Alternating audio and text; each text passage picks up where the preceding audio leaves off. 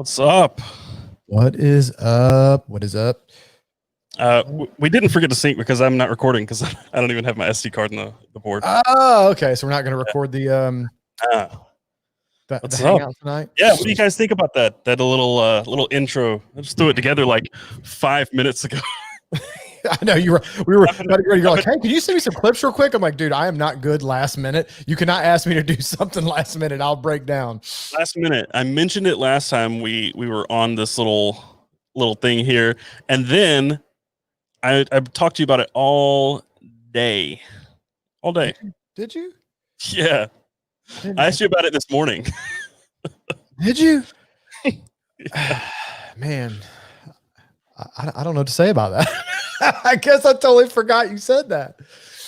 It's all right. I feel like we were talking about watches this morning because you got your new watch. I didn't remember you saying anything about the clip.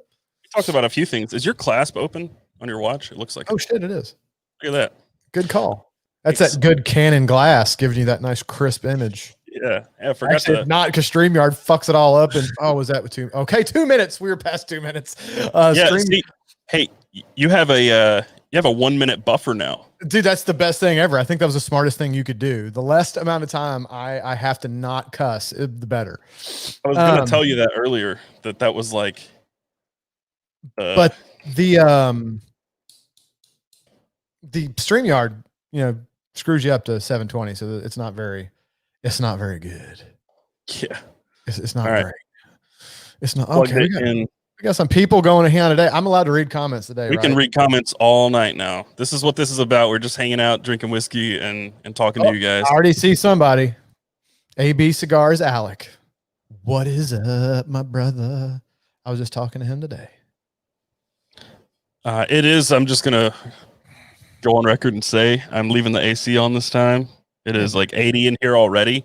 Rock the AC, man. It's going to be so hot. I can't run the AC when we're recording the podcast because in the audio only you hear the noise gate activating because the behind my voice, and then when the noise gate activates, it's like every time I'm talking. So I can't do it when we're doing audio only, but for these I'm going to let it run, but just because.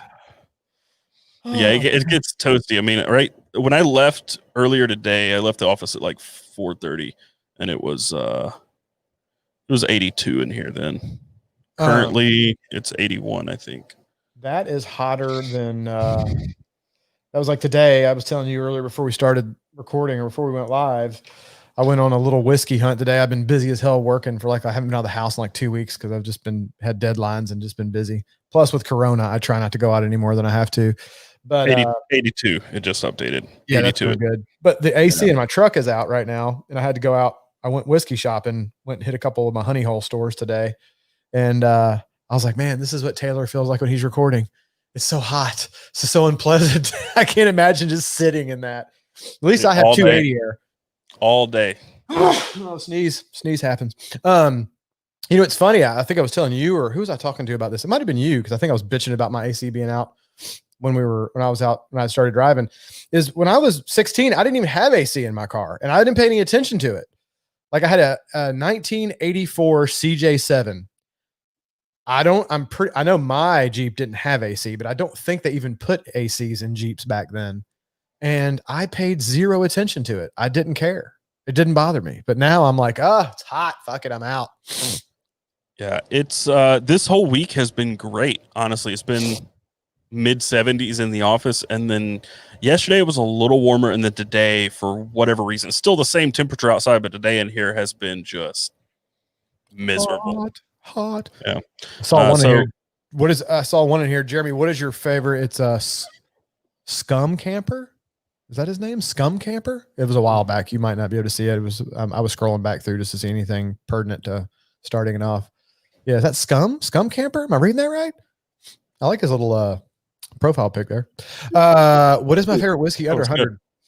I hate what is my favorite whiskey questions. And I don't mean I hate it like don't ask. You don't have to hate it. All you have to do is answer yes. Well, that's my problem, right? Is when I say I hate it, it's because I have so many that I like that it's tough for me to pick one.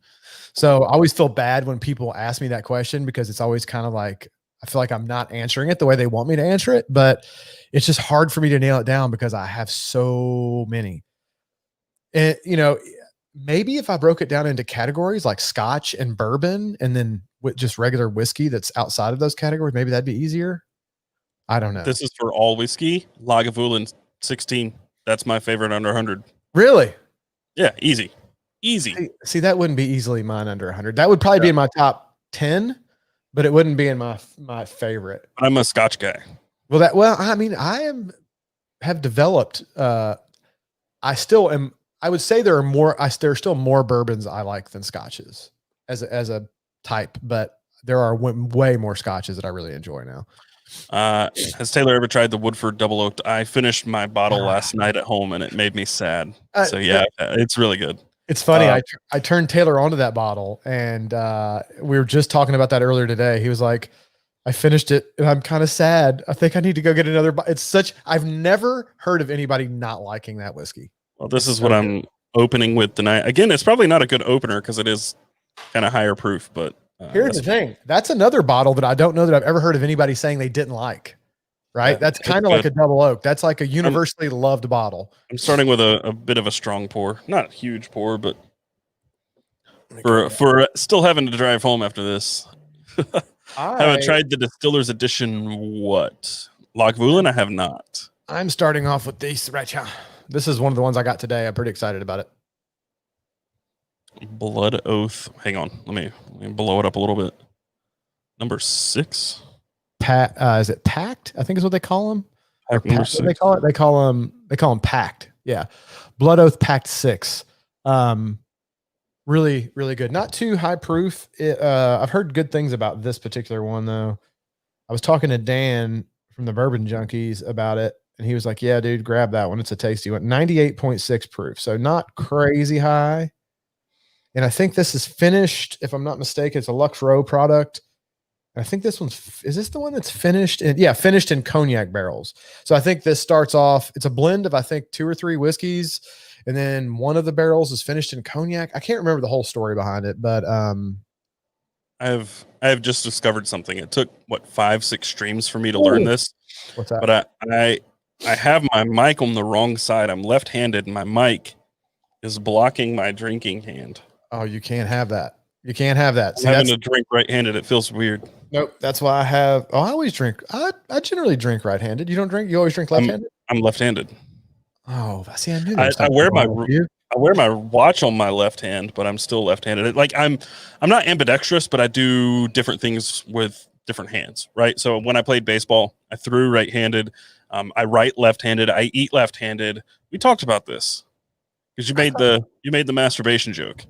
Oh, that's right. Give it to me to make a masturbation joke. Yeah. Since we're talking about that. Trying to look through some. I see. I can't click since you start the stream. I can't click on comments. Oh, that's probably that sucks. Jeremy, I'm in control. I've got Old Forester 100 after your last video. Loved it. Yeah. My new came in today. The new Christopher Ward C65 Trident GMT with a steel bezel. I love it. Love it. Can I show you something that's really sweet? Yeah, man, shoot. Oh, the micro adjust? Is it going to focus? So pull a tab, slide it in, pull the tab. It's always good to have some toolless micro adjustments, man. It's really it's so good. Because then, like I said, when you get that I ate too much salt today swell on, your watch doesn't get all tight. Or when you're in an office, it's 85 degrees. Yeah. You could just kind of bump it up a little bit and loosen it on your. I'm with you on the Chris Ward logo. Kind of hate it. Yeah. No, I kind of hate the logo too. But the more I've looked at it, the less it bothers me. I don't know. It doesn't bother me because it's here. I'll take it back off. I think mainly because it's balanced. You have the twin flag logo at 12 o'clock. You've got some text at 6. You have the date window at 3, and then you have Christopher Ward at 9. So I think it kind of balances it out. They should have made that logo at 12 more visible. They should have just used that logo. Yeah, that's actually what they should have. They should have just taken his fucking name off of it, put the damn twin flag logo thing on there, and called it a day. Here's actually a really good question. How many links can you get out of the micro adjust? So it's actually only adjusting about a half link. And that's actually kind of the problem that I'm having with it, is that I sized it for my wrist, but didn't realize that it was all the way in. And with it all the way in, I was like, oh, it's kind of tight. I need to let it out. No, I explained this in the Discord earlier. Basically, I added a link, and even with the micro adjust, it was still too big on the smallest micro adjustment. So I took that link out, and then it was too tight. So I let the micro adjust all the way out, and it's still a little tight. Like I'm not getting any additional adjustment out of it. So I'm not sure if that's because I've just been so hot all day, or if I'm literally just perfectly between link sizes. I don't know, but the micro adjust is still really cool, and I need to do some research and see if Chris Ward's has half links that I could purchase or get, because that would be fantastic. Either way, I still love it, and it fits currently. So it fits exactly how I want it to fit right now. I just don't have any extra that I can let out if for some reason my wrist gets bigger. Trying to let this shit open up a little bit, because I just opened this bottle so neck pours can be. I don't like to judge a whiskey on the neck pour, because sometimes after they open up a little bit, they can get pretty nice. But so far, being this is a neck pour on this thing, this smells fucking delicious. It's got some cherries in there. I smell a lot of cherries, actually. It smells very candy. See what Alex said.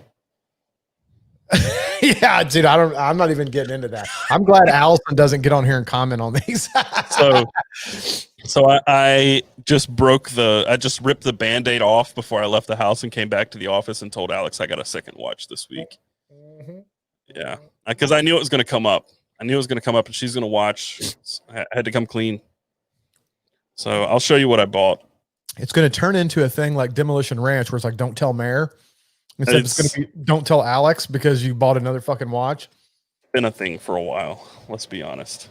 This Blood Oath's pretty good. I like this. It's very fruity, very red fruit forward. Here is the watch, the other watch that I purchased this week. Purchased it last night. Oh yeah. Oris Big Crown pointer date in the Movember edition. What's up? Who else? Michael Gonzalez. What's up? Sorry, I'm just reading comments here. Oh, you're good. I did a thing. Now that's going to be a thing. Is people saying I did a thing, because it's a thing. Oh, there we go. It's okay. He knows he can buy watches as long as he buys me stuff too. I told her she can go to Target and get some stuff. Oh, she's yeah. What, dude? You buy like a fucking $2,000 watch? You're like, yeah, you can go to Target. Yeah. You can shop the dollar section at Target all you want.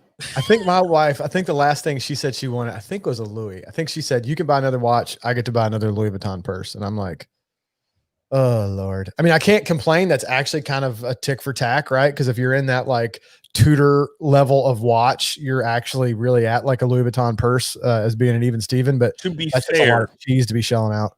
To be fair, I offered to buy her a nice watch of her choosing, and she doesn't want one. She just wants these little freestyle watches, which are like glorified Casios. Well, that's what she wants. That's what she likes. That's fine. But I've already bought her two. She doesn't want it anymore right now. So, yeah, that's true. That Luke says we need a whiskey knife fight. I did a thing. That'd be a perfect shirt. That's a perfect, I agree. That is a perfect fucking shirt. Just I did a thing. That's so good. That guy's a genius. What was his name? Luke Mraz. Luke, you're a genius, my friend. I totally agree with that. I'm on board. Mm-hmm. Totally on board with that. This Blood Oath is really good. Very red fruit. It's got some oak in there. I saw somebody mention what they think of the 1920 up here somewhere. If it doesn't say it's fucking angel tears, they're wrong. That's all I've got to say about it. I remember cough syrup. There it is. Get the fuck out of here. Cherry cough syrup. I disagree. Get out of here with that, David. Go get your taste buds checked, my friend.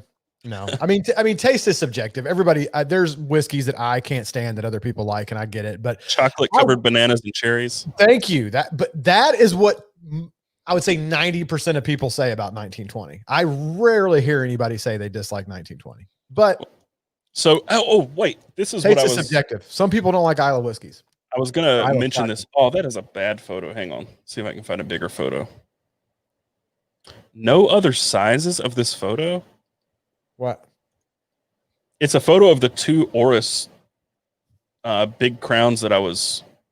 See if they got a bigger photo on their website. The two that I was torn between. It was just here in the tab that I had open. Of course, the website's not loading. Somebody asked me, do I remember what happened to Matt when somebody told Mayor? No, I don't remember that one. I've seen it almost all of Demolition. I do remember what happened when someone told Mayor. I don't remember. She wrapped his raptor in pink. Oh, that's right. That's right. And dude, like legit wrapped, not like they half-assed it. Like she took it to like a nice place and had that fucking truck completely wrapped in Pepto-Bismol pink. He looked like the goddamn, what were the ladies that used to roll around the pink rides? Mary Kay? Was it Mary Kay? Yeah, Mary Kay. It looked like he had a Mary Kay raptor.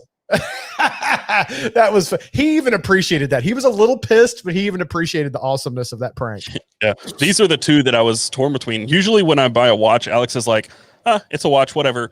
But she saw this green one. This is not the one I bought. This is a really nice. This is the one I wanted for a long time, but I was torn between the green and the black dial and bronze case. I'd rather have the black dial with the gilt hands and the brown and the bronze case. I don't know why they don't make. I think that's an option. Oh, is it? Because I think the bronze with the gilt dial and the black face would look. I think the black face. See, I did a thing. We're gonna have to make an I did a thing, Tay, because that's just another. Yeah, we'll have to do it. Well, I think it might be a little much with the gilt. I don't know, maybe not, but I do love the bronze case, and I think eventually I'll get the green with the bronze. But I got a really good deal on that Movember edition, and I like the black dial with the gilt a lot. So, well, you know, it has kind of a vintage feel to it, and it's not a very big watch, right? It's a 39, isn't it? It's 40. Is it a 40? Yeah. It has a little bit of a vintage feel to it, which I like. And it's funny we're talking about vintage. I was just talking about Alec AB Cigars, Alec Bradley Cigars. Alec is in here, if he's still in here. That's why that name sounded familiar. You were telling me earlier. I was telling you about him earlier today. He was saying that he's also a watch guy, but he's into vintage watches. Like the majority, if not all of his watch collection is vintage watches because he really enjoys that vintage watch look. And I agree. I kind of like the look of vintage watches, but I think that has that kind of feel to it, that watch, like the general. And I love the fact that the date hand, and I don't know if I forgot the guy. Who's the guy in your Discord that always gives you a hard time about date complications? Oh, it's Art. He's in here. Yeah. I don't know if Art's in here, but I'm wondering if there he is. Don't lie, Jeremy. I can tell you're a Mary Kay guy. I am. I'm not gonna fucking lie. I wonder if he's okay with that because it's not a date window, it's a date hand. It's kind of like a GMT hand, but it's a date hand. So I'll be curious if Art, you're in here, if that is okay for his dislike for date complications. I didn't know they made this, which is a silver case with a bronze bezel with the blue dial. That actually looks pretty sweet. Yeah, dude. It's a touch of bronze, you know? It's not too much. I actually really like that. I've been wanting to get a blue-faced watch because I don't have any blue watches. I actually really like Get you an Aquas. That's what I was going to get, the Aquas. I was going to get the blue Aquas. Okay, so look at this. This is what it looks like when it patinas. That bronze case, dude, it looks so good. We're not going to talk about this watch the whole time. It's just... Yeah, dude. It looks so good. That looks so awesome. See, people ask if you should inhale cigars. That is exactly why I say how people think that that's possible. I just inhaled a little whiff of it by accident and almost choked. Cigars are not for inhaling, folks. Community public service announcement. You do not fucking inhale cigars. There's Art. Oh no, Art actually answered. I really like the date hand. Okay, good, Art. Because I think it was dope. Yeah, I think it's a really great way to toss that date in there without, you know, the obtrusive date window. I dig it. Sim Inc. says, I blame Taylor. I just bought the last available Vostok Energia rocket in bronze in my country. Going to patina the heckers out of this some gun. I don't know why you're blaming me. I've never had a Vostok. And if you're talking patina, like Jeremy's the king of patina. So patina. Blame him. I do love some patina. Somebody's going to be like, who's this patina girl? Did I end up buying that Oris? Yes, that's why we're talking about it. I did. I sure did. He didn't. I don't know if he's talking about the Oris that you bought or if he's talking about because you had talked about wanting a Diver 65. You didn't end up pulling the trigger on a 65. You got the big date. Is it called a big date? It's the big crown pointer date. Big crown pointer date. Big crown pointer date. I didn't get the Oris 65 because I got the Christopher Ward, and I was talking about this earlier. I'm really actually pleased and happy that I bought this over the Oris for a number of reasons, but the biggest one has to be, dude, I love that steel bezel, and the way Oris does their steel bezels, I'm not a fan of it. I really like the steel bezel and the micro adjust on the clasp. So Oris doesn't do that either. So the thing that was a little interesting was the bracelet. It's a pin and collar, and I've not had to deal with one of those until today, and it's a little bit of a pain in the ass, but I made it work. I figured it out. Hey, click on that one from Luke Mraz right there. He's asking me about a leather. He's asking a specific question. And also Archie asked me, this is just a I'm sorry, Taylor, I'm jumping around. Archie Tyler asked me what cigar I'm smoking with the blood of. This is just a cigar I hadn't finished from earlier. This is a Monte Cristo of some nature. I can't remember. The cigar I will be smoking here in a few, we'll talk about. Luke Mraz, hey, Jeremy, I'm sure it's one of your vids I completely missed, but talk about leather iPhone case, Ridge, or another brand for his cell phone to patina. I was using the Ridge case for a while. I think it's kind of cool because the Ridge leather case has some flaps in the back. So if you want to just throw a couple cards in it and go, like you could kind of not carry a wallet and then you could do that. But in function, when I tried to use it for that, I didn't really like it, honestly, because it's really hard to get the cards out. Like when you put the cards in there, like getting the cards out was nearly fucking impossible. So there's a case from I use their sunglasses a lot, but they sent me one for an iPhone 10. I don't have an iPhone 10 anymore, so I don't use the case, but it's Distill Union. They've got a leather case that has a card slot in the back with a pull tab. See, that could be good. I actually switched over and started using just the normal Apple. It's the best one. Nomad used to make a really good leather case, and then they switched their style over to this like rugged leather, and it's like a rubber case with a leather wrap on it. It's not good. The thing I'll say about this Apple leather case is the leather is a way better quality than the Ridge case was. Like this has really patinaed very nicely, like a good, top grain, or is it top grain or full grain that's better? I can't remember, but I like the way this has worn more than the Ridge case. I also, Bullstrap had sent me a leather case, and I have not had a chance to test it yet, but it seems like it's made a pretty nice leather also. Someone asked, where is it? How much money will that watch put someone back? Or you're talking about the Oris Big Crown. They're $1,500 to $1,700, but I got it used and paid just over $1,000. So I think Oris, man, in general, and I could be a bit of a unfair judge at this because I own an Oris, so I'm a little partial, but I think Oris is one of those companies that I feel like is a really good tap dance into the luxury watch category, because I think for the money they offer some really cool watches that kind of are in that high end category, but you're not having to spend a ton of money on them yet. Here we go. I really dig the Zelos Hammerhead with bronze bezel. How about this? Just sitting here on the desk. There it is. That thing is a beast. It is such a beast. It's so heavy and it is thick, but it's still a sweet watch. I have a video coming out on Zelos sometime soon-ish. Oh, hold the fucking phone for a second. Jacob Ryan. What? They have a copper cell phone case? Get the fuck out of here. That is the greatest thing ever. It would probably make your hands stink, though. It would make your hands stink. I wonder if it would interfere with the phone and the cell signal, because you're wrapping your phone in metal. What the hell? You think that would mess with stuff? Am I crazy? Would that like screw with your reception? I don't know, but this is a really bad photo, but that would be really cool. That does have my name written all over it. What? I feel like, yeah, that's a bad photo. I feel like that makes it just look dirty, but it starts like that. I could get behind a copper case. I'm not gonna lie. I could get behind that. Ew. Somebody wrapped it in copper foil. God love the internet. You know what I'm saying? People do stupid shit. It's awesome. That could be really cool though, especially if with me living in Florida and there being lots of beachy, salty air, if it kind of started getting some green and stuff on it, I think that could be really, really pretty cool. You could force patina it You overnight. could.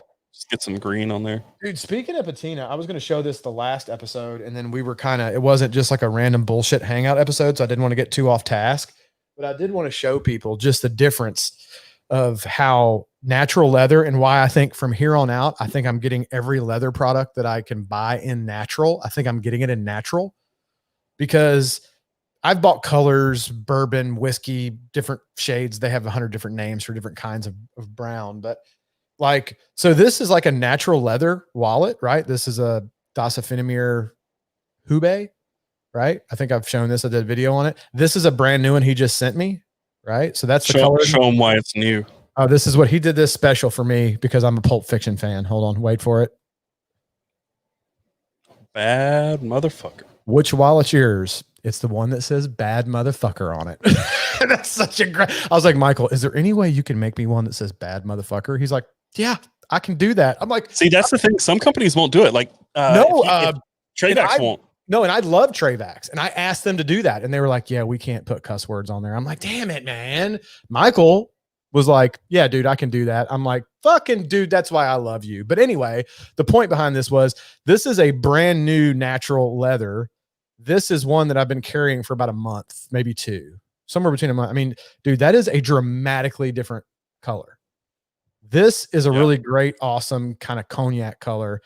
And it doesn't take that long to get here. This is only like, you can leave it out in the sun to do that too, right? Well, I did that to start it, right? I put a little bit of neat's foot oil, which is something Michael recommended, and I set it in a windowsill for like a couple days just to get the super like skin color off of it. And then I let it naturally do this in my pocket over the past month or so. But I mean, it doesn't take long to start to get a really cool color, and it'll just keep getting darker the longer you carry it. So I think that's pretty cool. If you guys haven't checked out Dasafinimir, go definitely check out Michael. He's a cool guy. That is a really great question. Speaking of patina, when are we not talking about patina? Never. Exactly. I mean, exactly. And here's another. Speaking of patina, didn't expect to hear that tonight. No, you're going to hear patina. If I'm involved in a conversation, patina is going to get brought up at least once. At least once.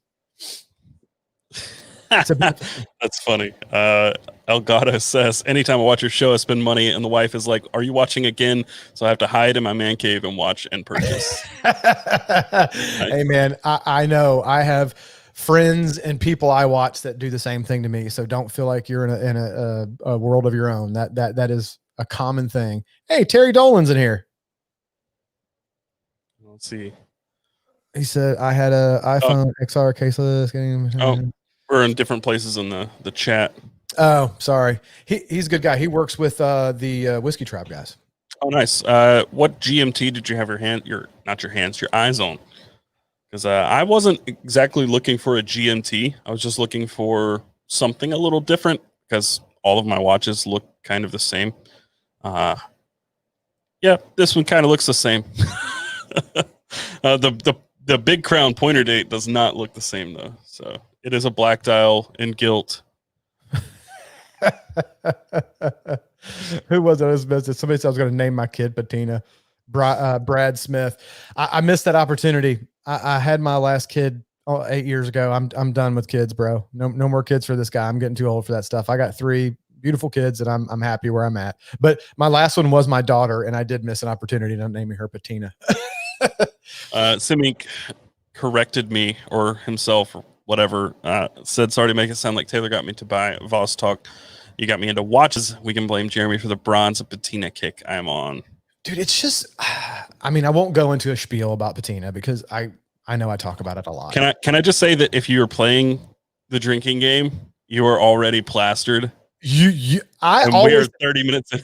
dude, that was the way that got started, right? Is because the first time I really went on a patina roll, somebody like made one of those funny comments. People say, "Oh, say patina, drink every time Jeremy says patina." So then I read that next time. I was like, "Okay, bitches, y'all want to play that game? Patina, patina, patina, patina." I said it like 36 times in the next video on purpose, just anyway. But I don't know, man. The final thing on patina is it's just cool, right? I like materials that age, that show wear, that show that you use your stuff, right? Like I don't want a piece of gear a year later to look like I've never used it. Like I like the wear and tear on gear. I I do like too, but the I've story behind I've gotten far away from carrying copper or brass or bronze. it. Oh, I dude, mean, I mostly carry titanium. It has its own form of patina. I mean, you get snail trails all in it, and I think it looks better with snail trails. But yeah, I don't really carry anything brass or bronze. I carry this sometimes, and this thing's starting to look beat to hell. A little brass Zippo. yeah, man. That's when they start looking good, bro. I've had this one in my pocket for I forgot how long, but it's well shit. On the bottom, there's a date code. I want to say this was from 2014 or earlier. This I've is had this thing in my pocket forever. this one. I actually forced patinaed this one with Rick one day, but the forced patina is wearing away, and you can see like actual real patina. It's got a weird green hue to it though. Hey, You can see like around the corners. That's when it starts getting good, man. Is when it starts like Yeah. smoothing out those. Terry answered you, by the way, Taylor. He said it was a 1997 Pepsi GMT. Ooh, That's a nice. that's a if he's Hated talking the about hell. if he's talking about a Pepsi GMT, he's talking about the real deal Holyfield, right? The Rolly. Got the Yeah. Rolly on his wrist. That's what I'm talking about, son. Going hard to the paint with the Rolex. I like it.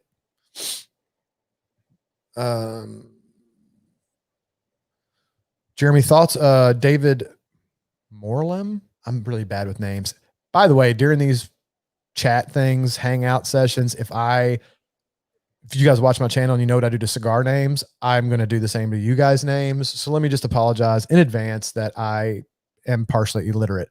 Where did it go? I missed it. I lost it. Oh, there it is. Thoughts It on jumps around. That's got to be my least favorite thing about the service we use is like we're sitting here in chat and I've gotten a chat frozen in one space and I try to scroll down to the next one and it jumps me to the bottom. Right. And it screws me up. I'm just like, I don't know where I was. He was asking my thoughts on Westland Scotch. I've not had that Scotch. So I cannot say, my friend. I apologize. There's one for you from Scott Gabrielli. Are you going to get the the bronze Black Bay? No, man. The funny thing is, we were talking about that On Wednesday last week. Wait, well, fuck, that was just this week. In this week's podcast. 2 days ago, Jeremy. Yeah. 2 days. Dude, I'm telling you, my last few weeks have been so crazy. Like, I don't know what day it is. I don't know what time it is. Like, it's bad. No, I'm gonna get the red bezeled Black Bay. The reason that I don't want to get the bronze black, I love the bronze. Wait, aren't you getting the 58? I'm on the fence on whether I'm going 50. See, the problem is they don't make a 58 in the red bezel. Right. It's got just the red pip. Right. So I'll probably end up getting the regular Black Bay with the red bezel because I don't know, man. I like that red bezel a lot. And I don't have a red bezel watch, to make it very different than anything else I have. But I don't like the bands, the straps, bands, whatever you want to call on the bronzes. I know you can buy an aftermarket one, but I wish they had some kind of bracelet that they put that thing on that I could buy it with, and then I could switch it out for. It comes with just like those canvas like band. I don't dig it, but the watch itself I really like. Well, I totally forgot. Oh, I was going to say that since we last talked, I have gotten rid of several watches actually. That the glycine is gone. It has since moved on to a new owner, and my Notice, I sold it today. I was on the fence about selling it. Somebody made an offer, and I was just like, I'm never going to wear it again. Did they make you an offer you couldn't refuse? Yeah. Sorry, I had to do it. That was horrible. That wasn't even. But that's the thing. Like if I were to just spend the money out of my bank account and get $2,000 in watches in a span of 3 or 4 days, I would feel probably pretty shitty, especially impulse buying. But I'm actually net positive this week, even though I bought 2 watches and a knife. So I don't feel bad at all. And it feels good to not feel bad and have, a new watch on my wrist and another one on the way. But yeah, I've felt really bad and guilty about buying things lately, but it feels really good to just sell a bunch of shit you no longer use and then turn that into money for something you're gonna enjoy. And I'm thoroughly enjoying this watch. It wears really well. Looking forward to it. I was frozen up in the higher up in the chat because he said wrist Ross said, "Did you see the Christopher Ward compressor release today?" I did not, and I'm gonna actually Christopher Ward I will say compressor. this Blood Oath drinks a little hotter than 90. What did I say this was? 98 proof. I feel like this drink's a little hotter than 98 proof. I mean, don't get me wrong, it's still good, but I feel like there's a little more pop on it than a normal like sub 100 proof whiskey. I'm feeling like this drink's more like about a 110er. 110er. So that's pretty nice, but it's got almost like that. It's got almost like a not a tuna case, but a turtle. It's almost like a Seiko turtle case, and I'm not a fan of those cases. I'm not a fan of that case. About that though, I'm sorry, I didn't mean to cut you off, Taylor. We talked about this earlier today with like the lag. Sometimes it makes it weird, but yeah. I don't like the way the turtles look in pictures, but I've seen them on people's wrists, and I like them way more in person on the wrist than I do in a picture. Yeah, I'm not a fan of this. I don't like it. I like a defined lug, a very thin, not a very thin lug. Like this is a fairly thin lug, but here. Nomos has some stupid thin lugs. They make Nomos. I can get a full size picture. Not save. Open. I don't know that I like compressor watches, period. Dude, look at those lugs. Yeah, see, I'd be afraid I'd break that shit. Look at those lugs. I mean, I know it's probably perfectly strong, but I would be afraid that I'd like, I don't know, that just seems really thin. I don't like those super, like, those kind of watches. I don't know what you'd call that. Super minimal, super clean. Well, I wouldn't even say minimal because I like some minimal watches, but it's too like. That one's sort of dressy, but not necessarily like straight dress watch. Mm-hmm. But yeah, I don't necessarily like that one. I like this one a lot more. Open it, yeah. Oh shit, I forgot to go over here. This one, the club. Hold on, I'm switching. I think it's called a Club Date. I like this watch a lot. It's also like $4,000, but it's also got those super thin lugs, and that just wigs me out. I look. I'm sure there's people that if I wore like I worked at a dressy environment, and like I'm sure that those watches would appeal to me more. But being the attire that I normally have on, they're not my jam, right? Like I can respect them, I can agree with them, but it's just not really. You guys are correcting me. That is the Ahoy. The Club Date is the one I was looking at a few days ago that I really like, but that's the Ahoy. Yeah, I mean, I feel really cool about wearing a $1,200 watch walking around in my Crocs today. It's really yeah, you know, hey, Post Malone, $1,000 Crocs, bro. You've seen those Crocs he did that were $1,000? Yeah, with his RM. Yeah, $1,000 Crocs. So you just got to get some Post Malone Crocs, and then you can wear your $1,000 watch with your $1,000 Crocs, and you'll be good to go. Yeah, yeah. I don't know. I'm just saying, like, I like a defined lug and not, you know, I just don't like the shape of turtles, and even like the sumo and stuff. I'm gonna go on record, and I'm probably gonna get some flack for this. I don't really care for Seiko a whole lot. Yeah, you are going to get flack, motherfucker, because I got a Seiko on my wrist. And can I say real quick, everybody in the chat can kiss our ass. I'm just kidding. What? I love you guys. They're like, people are joking around. I'm kidding. People are joking. They're like, Whiskey Jeremy Ramble watch fight, Whiskey Patina watch fight. When did this become Whiskey watch night? You guys are all assholes. We are talking a lot of watches, but that's just kind of what we're into right now. Both swept up pretty hard into it. That is why I love communities and stuff, though, because nothing like you on your shit. Hey, well, there's nothing better than some good-natured guy ball busting, right? They love making fun of me in the Discord. Well, dude, I always tell people, I'm like, if I don't make fun of you, I probably don't like you. Yes, right. 100%. If I'm not making fun of you, it means that I probably don't like you that much. Well, you know, it's funny if like the difference between me and my guy friends and my wife and her girlfriends, right? Like if you sit and listen to girls talk to each other, they're like, oh, that looks so good, blah, blah, blah. They're always like complimenting each other, trying to make each other feel better about themselves. We're always like, oh, you stupid prick, you're a fat ass piece of shit. Like we're always just talk. You old fuck, I FaceTimed Jeremy this morning and I'm like, Jesus Christ, what's wrong with your face today? And then I realized, I'm like, oh, never mind. That's how you always look. That's how I always look. Yeah, I don't know. I feel like guys are very different. Crocs are ugly as homemade sin, but damn, are they comfortable? Or Brad, they are comfortable. I agree, bro. I agree. Dude, I hate the way they look, but I wear them into my office every single day because I know it's so hot in here that I'm going to take my shoes off as soon as I walk through that door. Crocs every day, man. I wear them every single day. Crocs are the perfect example of function over form, right? Like they are great. They're just ugly. And back to your quick, not to get back into watches because people are picking on us, but dude, how can you hate a Seiko, bro? No, I didn't say I hate Seiko. I've owned several Seikos. I heard you openly say, I hate Seiko. No, I said it. All I don't really love people Seiko. That buy Seikos are commie bastards. That's what you said. You're right.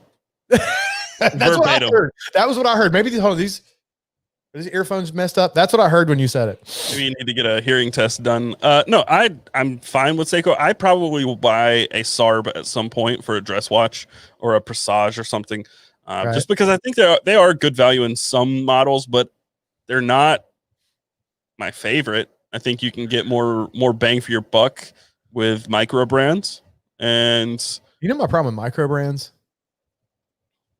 I bet you're going to tell me. They're micro brands. They don't have you're not going to be able to be like, oh yeah, look at my Seiko. You're going to be like, no, it's just like, you don't know. They could be here this week and not here next week. Right. And then you got to watch. Yeah, for sure. And then it's like, don't get me wrong. There are some micro brand watches that I love. So I'm not talking crap about micro brand. It's just micro brands are a little like, for me because, it's not, it doesn't have the history behind it. So for me, I don't give a shit about history, but you do when your shit breaks and they've been there for 100 years. So they'll be there to fix your watch in 3 years. Okay. So most watch manufacturers only warranty a watch for probably 2 to 5 years. Mm-hmm. So within that time, get it serviced, whatever. But outside 5 years, you're still going to pay to have it fixed, whatever. But let's say this. I love Laurier. I hope they never go away. I really would love to see Laurier grow into a big brand, but for instance, if Laurier went out of business, I would be proud to continue wearing this watch because it means something to me. Like, I help support this brand, even though they didn't succeed. They're not around anymore. They made really great stuff in the time they were around. Sure. And I like that aspect of it. I obviously hope the watch continues working. I mean, hell, most of these watches, this watch included, has a Seiko movement in it. So I can't say I don't like Seiko. They make a lot of these micro brands possible, but Seiko hater, Jesus. But I'm just saying that Seiko, in and of itself, like the amount of money you have to pay to get a sapphire crystal now in Seiko is just unnerving. Like that's a real thing. You gotta drop about $600 or $800 on a Seiko before you get a sapphire crystal. Like they got that Harlex and Hardlex. I mean, anything sub $600 with a Seiko has Hardlex, or is it even higher than that? I don't even know. It's pretty high when you can get an Orient for a $350. No, they have mineral crystal. Well, I don't know about $350 on an Orient, but no, I meant $3.50 for $3. Yeah, dude, those two guys do pack a lot bang in their buck for their watch. Steven, no, I do not like you.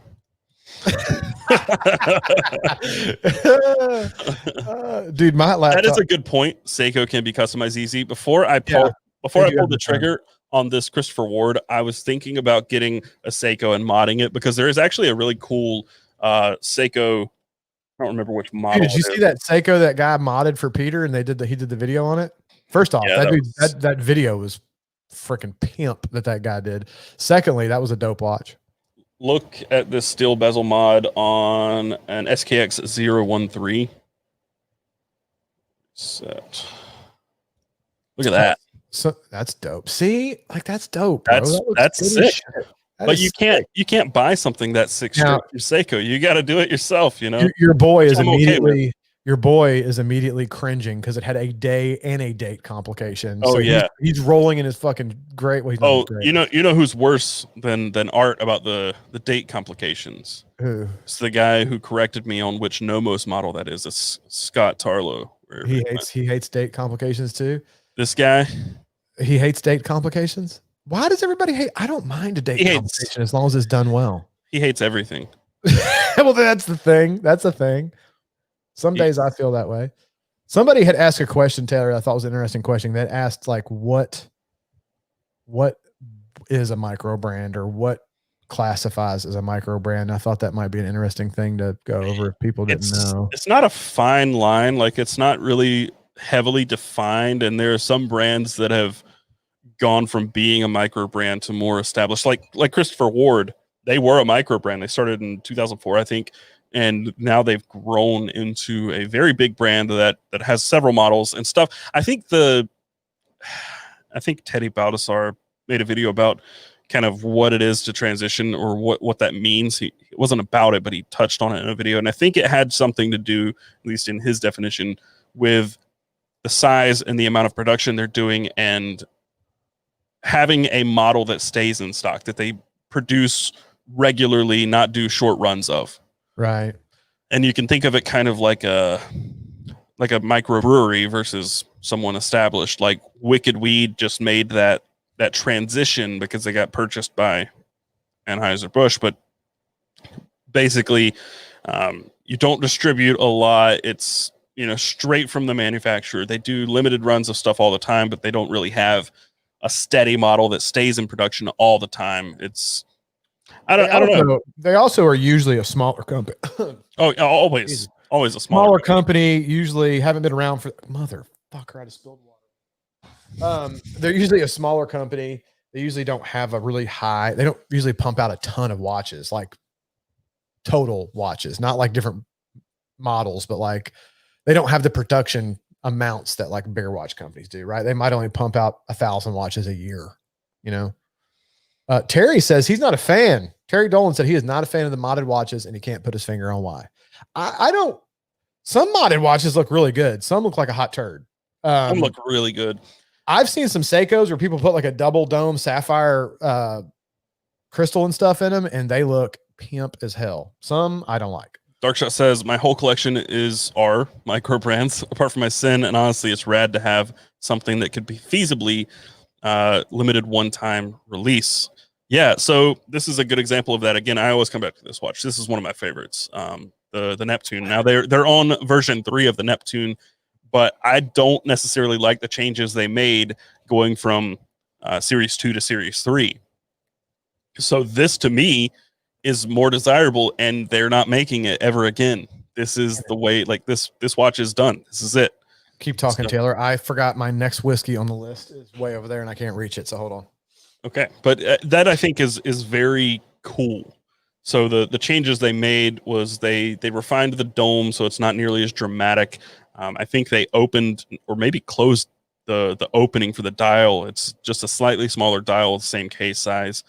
They made it much thinner, which I think is cool, and they brought the lugs. The lugs now taper down, which is nice, and they put a Miyota movement in it. But I like this very dramatic sapphire, well, not sapphire, crystal. It's plexiglass, and I like this model, and I don't necessarily think I'm going to like Series 3 as much. So something like that, I totally agree, where you get an earlier version of this watch or an earlier run, and it's a one-time thing. And I think years and years and years down the road, if any of the micro brands succeed, so say 50 years from now, Laurier is still in existence, you have one of these, it could be extremely valuable.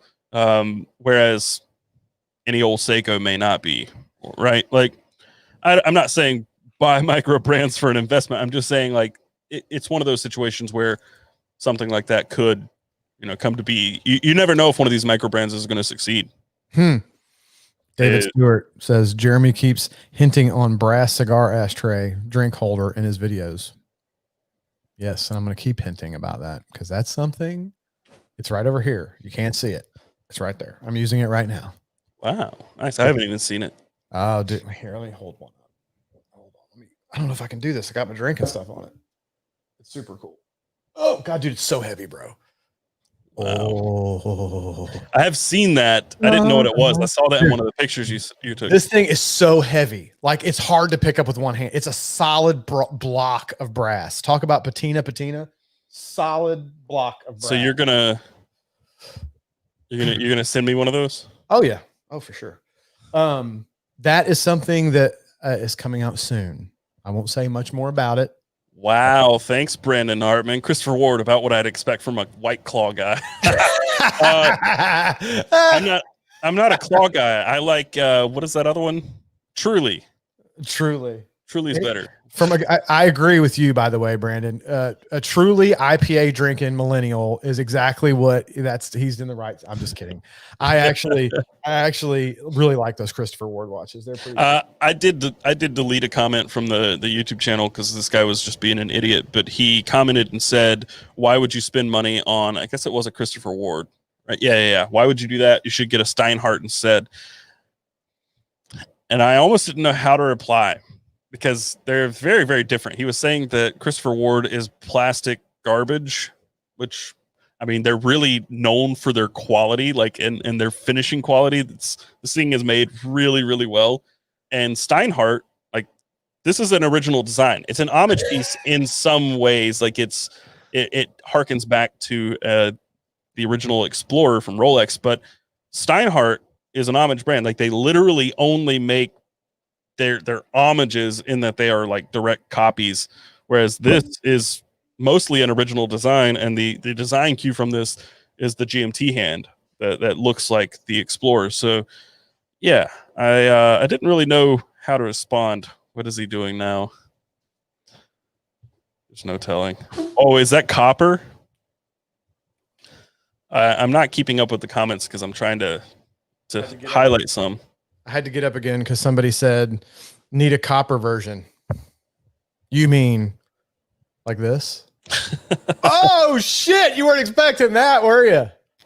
Damn, I like the brass, I have to say. This is the copper version, and there's a brass version. The copper version, I feel like, is going to make your room smell like a big penny.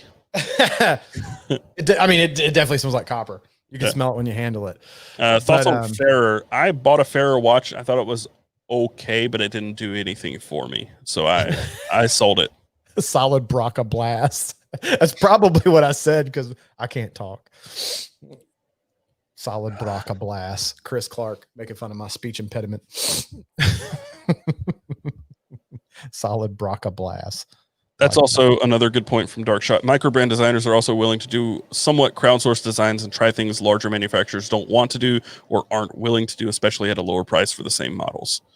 Or some models. Yeah, I agree. We don't have to talk watches the whole time, but there's a lot of things people asking, how do they get those? You can't yet. Sorry guys. That was just a little bit of a dick tease there. Those are some custom ashtrays that I've been working on with a company for a couple months now. Those are prototypes. They're basically finished prototypes. That is going to be what the end result looks like. But we still have not thrown them to full production. We just approved some of the final prototype stuff. I'm going to try to make sure they're out pre-Christmas rush so that you guys can make sure they're available for Christmas gifts and stuff. So hopefully late October, November, they'll be available. And once they are, I'll social media it up. I'll do a YouTube video and put some stuff on Instagram and make sure everybody's got links. They will be available to the Patreons before they're available to anybody else, because that's just part of the deal of being a Patreon. Sorry. Truly Mango Lemonade is so good. Hard to argue. It is. It doesn't taste alcoholic. It just tastes like lemonade. Mango lemonade, I should say. So hate on your little hard seltzers all you want, but they're actually pretty good. Especially when you're wearing Crocs, Drinking a Truly with some Crocs. Wearing a Christopher Ward. Wearing a Christopher Ward. I was teasing with you when I said that. I don't really associate Christopher Ward with. Well, it sounds like to me, they're a perfectly good. I almost bought a Christopher Ward. I told you the best seconds hand in the fucking game. They do have a really cool seconds hand, but it sounds like a fashion brand, right? Christopher Ward sounds like it for sure does. Jack Mason. Jack Mason, I think, is a fashion brand. I don't know. The two name, like, I don't know. It just sounds like a fashion brand. Davis Wallace said, I should probably test a copper one just for quality concerns, of course. True. I should probably send one out to you, shouldn't I, Davis? Just to make sure you could put it through its paces and make sure it's okay. I will say they're not going to be cheap. So, you know, I mean, they're machined from a solid Brock. There I go again, Brock of Blast. They're machined from a solid block of brass and copper. So just the material alone is expensive. So they're not going to be the cheapest things in the world, but they're well worth it, man. Those things, I mean, you literally could have that forever. You could throw that sumbitch in the ocean, come back 10 years later, knock the barnacles off, and it's going to be fine. Did you see that? Jeremy, my wife is going to make me sleep on the couch.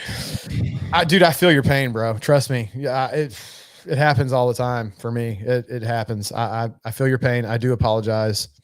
Vero Axon pre-order dropped tonight. Who all got in? I got my order in at like 4 p.m., 3 p.m., something like that. So I got it about 3 or 4 hours early before the rush hit. Here's the next bottle, by the way. Hard flex. There's the next bottle. Here, I'll zoom in. Calumet, I think is how you say that. Calumet Farms 14. That is another one I found today. Again, the Bourbon Junkies actually just did this on a review recently. And hold on. America. You know, some asshole had the nerve in one of my videos to say that he thumbs down and unsubscribed from my channel because I said America when I opened a whiskey bottle. Hey, somebody's mad at me because I made this shirt and it's got a white stripe on the top and not a red stripe on the top. Here's the thing. It's got for starters. What kind of, just hold the phone. What kind of asshole says he's going to unsubscribe because I said America when I opened a bottle of American Spirit? Well, if I opened a bottle of scotch and said Scotland, would he have said he was going to unsubscribe? What an asshole. I don't think asshole is the word you're looking for. I think snowflake is the word you're looking for. I know. Fairy. I think just bastard, asshole, useless piece of shit is the word that I'm looking for. That comment, normally I don't get mad by comments because it's like, whatever, you know. Also, you're probably not understanding what people talk about because you are so old. but I mean, normally, I get tons of comments. You don't know what I'm talking about half the time because I'm a millennial, apparently. I do. But no, I mean, I get, no, he didn't think I was ripping off ADH whiskey. Then he went on a rant about how bad Americans suck is what his problem was. He was an anti-American asshole piece of shit. And here's the thing.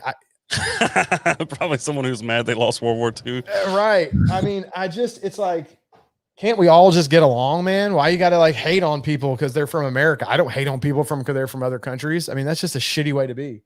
Wow. Can't understand normal thinking. Nice. Yeah, no, it's, if I were to guess, somebody who's very upset about the way that we have handled coronavirus, but the thing is nobody's really handling it that well anymore. Like even the UK, they're like tired of quarantine. I don't want to talk about it too much, but I'm just saying, like, we all are. Dude, you're telling me. Like I said, you're first in that though. Hey, so on a happier sub, mad. This, by the way, I kind of skipped past it because we went into this. This is a 14-year-old 96.2 proof straight bourbon whiskey from Calumet Farms. I don't know what the deal with this one is, if it's finished or what, but the junkies liked it, and I saw a bottle of it, and I asked Dan, and he said, yes, pull the trigger. So I picked it up. I did not buy a new bottle for this because I've bought 4 bottles in 2 weeks. So slowing it down a little bit, drinking what I've got. I'm not sure what I'm going to go to after this. I'm almost done with this first one. This one's got some red fruit in it too. Maybe I got red fruit on the brain tonight, but this one's got a very cherry red fruit thing going on too. I do have some water this time. I'm going to have to go back to the other one and see if I still get red fruit or if my palate's fucked up tonight because I had pizza. I had tacos before we came here. That's the worst. Dude, Mexican food is the worst Okay, Mexican food's delicious. My wife, I think, is partially Mexican or something because she would eat Mexican food every single night. But as far as like if you're trying to really pull notes out of whiskey, it's one of the worst. Like every time I eat Mexican food, it screws my palate all up. I can't taste shit. That's why they drink mezcal, because it's like Ardbeg, but also mixed with tequila. It's like Ardbeg and tequila. That's the best description I've ever heard. I mean, that's what some mezcal's like. It's really smoky tequila, basically. Huh. What is red fruit? My guess is stone fruit, but I don't know what you're talking about when you say red. No, red fruit generally to me, at least the way I describe red fruit, is kind of like cherry or almost like how a red runt smells. Have you ever smelled a red runt? Like a red candy runt? I don't know. You've never had runts? Like the hard candies? Get the fuck out of here. What are you talking about? You've never had a red runt? I don't know what it smells like. It's probably been 5 or 6 years. Oh, Jesus. Well, I got kids, so they're always eating some kind of bullshit, but it's just like a red fruit. Cherries is another description for it. That is amazing. This is a screen cap from Art. Hang on. Trying to fix my screen here. This almost broke my immersion. What? That's a great.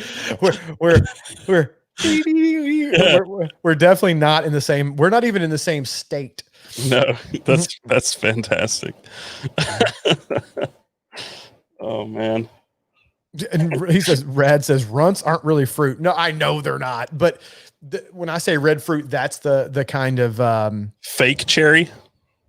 Fake cherry is a good example. Fake cherry, because it's not right. Because real cherry doesn't taste like cherry anything, right? Randall Oak says, I had mezcal once. It tastes like if an ashtray got rained in and you drink that. That's pretty accurate. I'm not gonna lie. Some people describe Isla scotches though. Yeah, I mean, some people don't like them. Bourbon Lens, I'm glad to see they're in there. That was who said fake cherry. Yeah.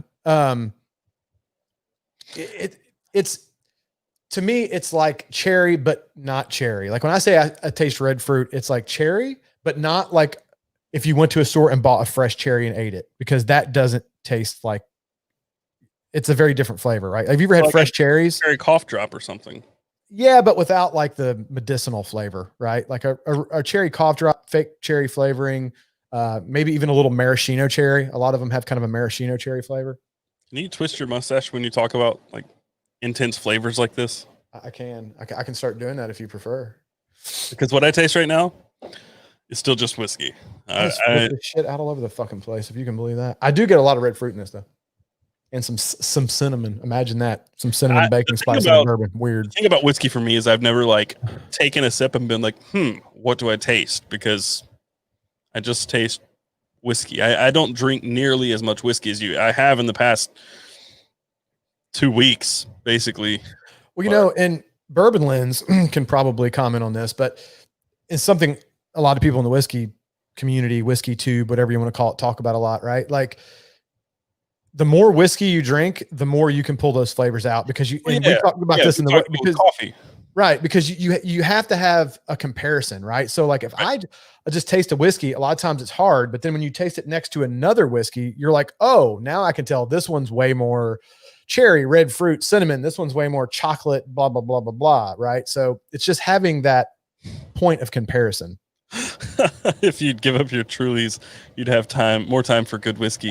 I don't drink Truly much. The only time I really drink Truly is when we go to the lake and I know that I'm going to be drinking them all day long, because they're 100 calories, right? Whereas my beer is 200 freaking calories. And if I start drinking whiskey at noon, I'm going to be plastered.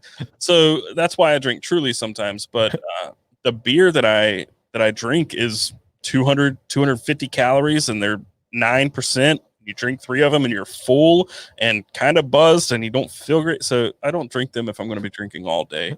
Chris Clark says cherries don't taste like cherries. LOL. And well, because they don't, right? Like cherry flavored shit does not taste like cherries. Just like grape flavored shit does not taste like grapes, right? Like, have you ever had something like a grape flavored something that tastes like a real grape? No, I hate Never. artificial grape. Artificial grape is one of the few things in this world that I will not eat. Artificial grape and raw tomatoes, I do not touch. Artificial That's grape tastes like purple.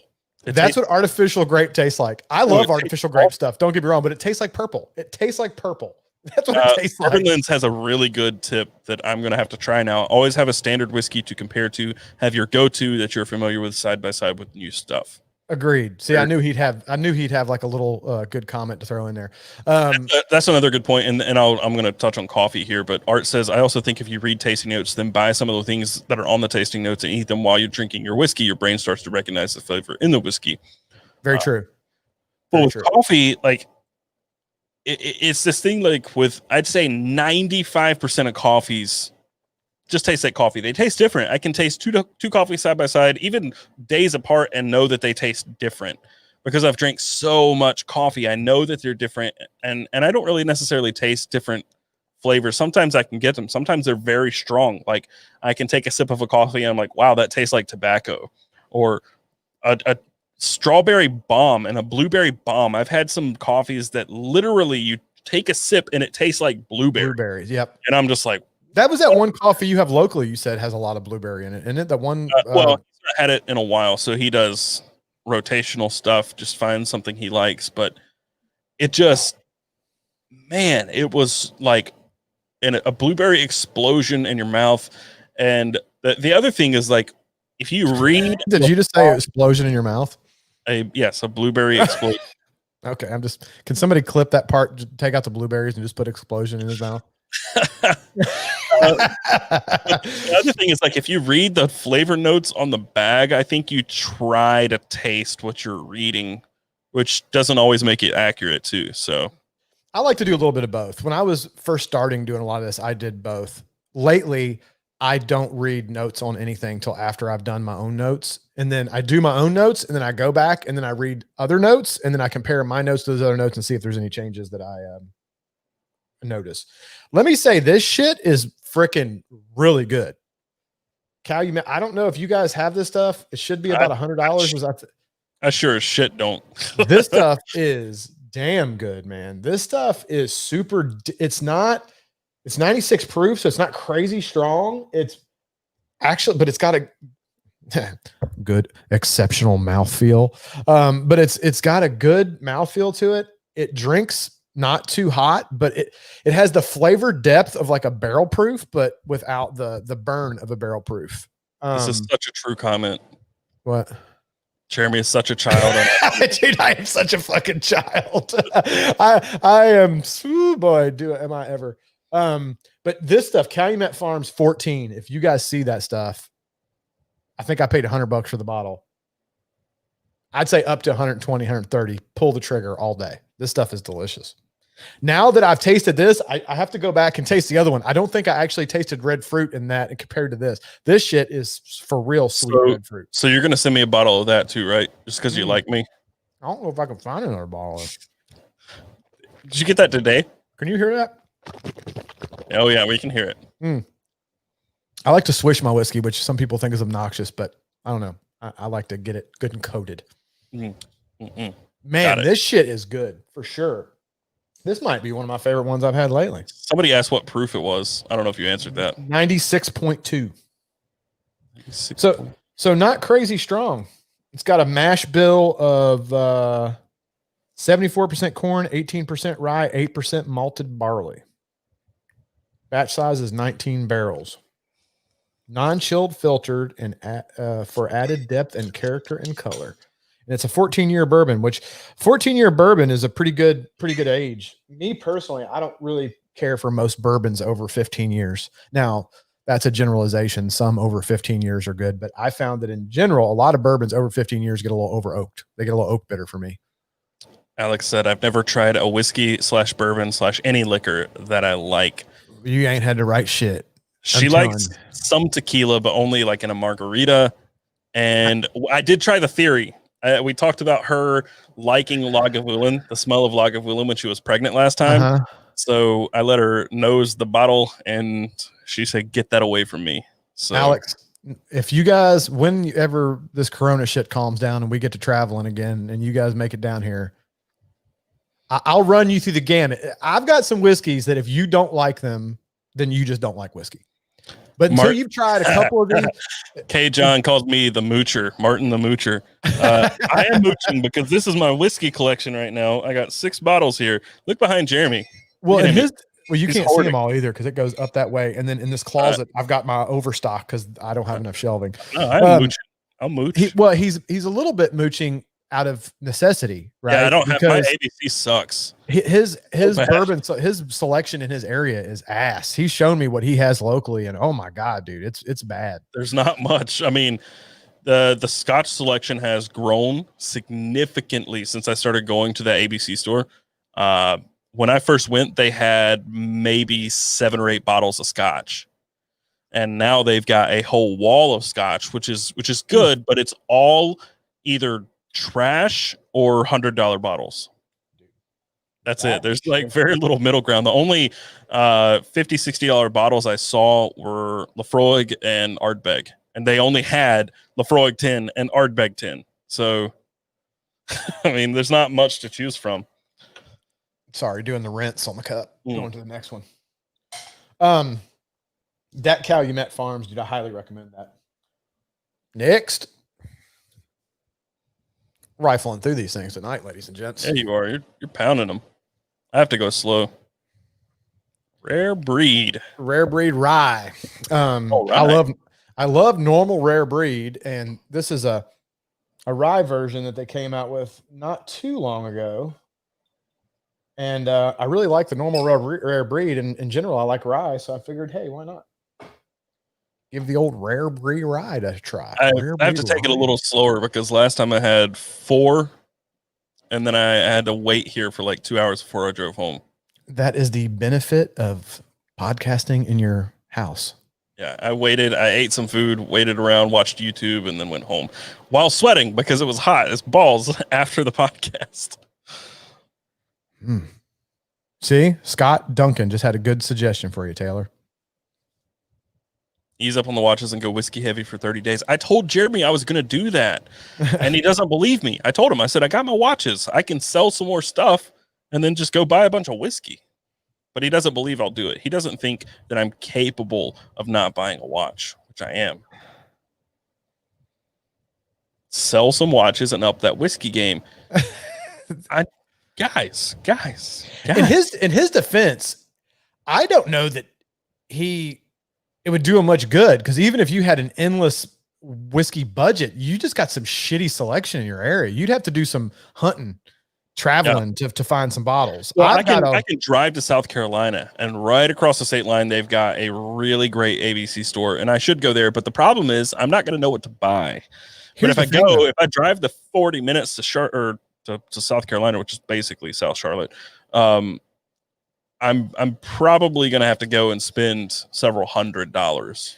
Here's the thing, though. I have found that generally ABCs, Total Wines, big stores like that, I find good bottles sometimes at those places, but more often than not, it's the small local liquor stores that I find like the. Well, that's what I mean. All of our liquor stores are ABC, all of them. Even the small, Sorry, go ahead, Taylor. I can barely hear you. I'm cutting you off. Go ahead. No, I was just saying, like, all of the liquor stores are ABC. Like, if there is a liquor store, it is an ABC store. Dude, I love Alec from Alec Bradley. He doesn't even know you yet, Taylor. He's already given you a little bit of shit. That's the kind of guy he is. He's a good dude. Where is he? He says 6 bottles of whiskey and 60 cases of Truly. Hell yeah. You'll like Alec, dude. I'll have to introduce you guys one day. He's your people. I went to the beach. I went to the beach with about $100 of craft beer. And then I got back from the beach and we went to Raleigh and I bought about $60 or $70 of craft beer. I love craft beer, man.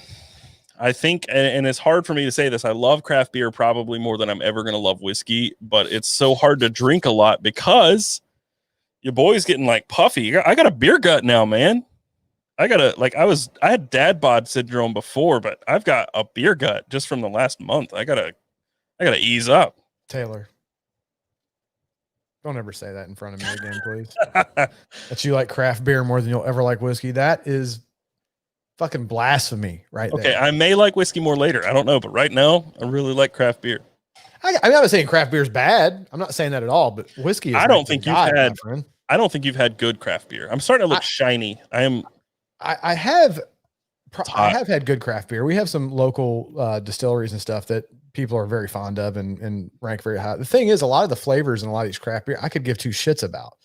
Like, I don't want some super fruity ass tasting beer. Like, it's not my jam.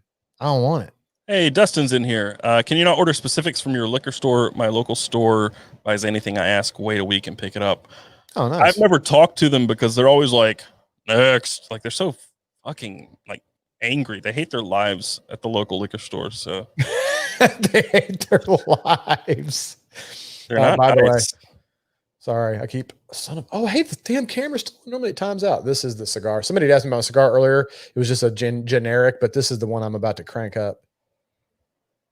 Nobody can see that. You can't see that? No, I mean, we're in 720p. That's like blown up now. Oh, is it blown up now? That it's a little boy with a king's crown on. This is a Long Live the King by Robert Caldwell. Specifically, I kind of feel like I'm pimping merch a lot tonight, talking about the ashtrays in this, but it's just, I mean, it's kind of what I'm living in right now. But this is specifically a Long Live the King from Alec. Jesus.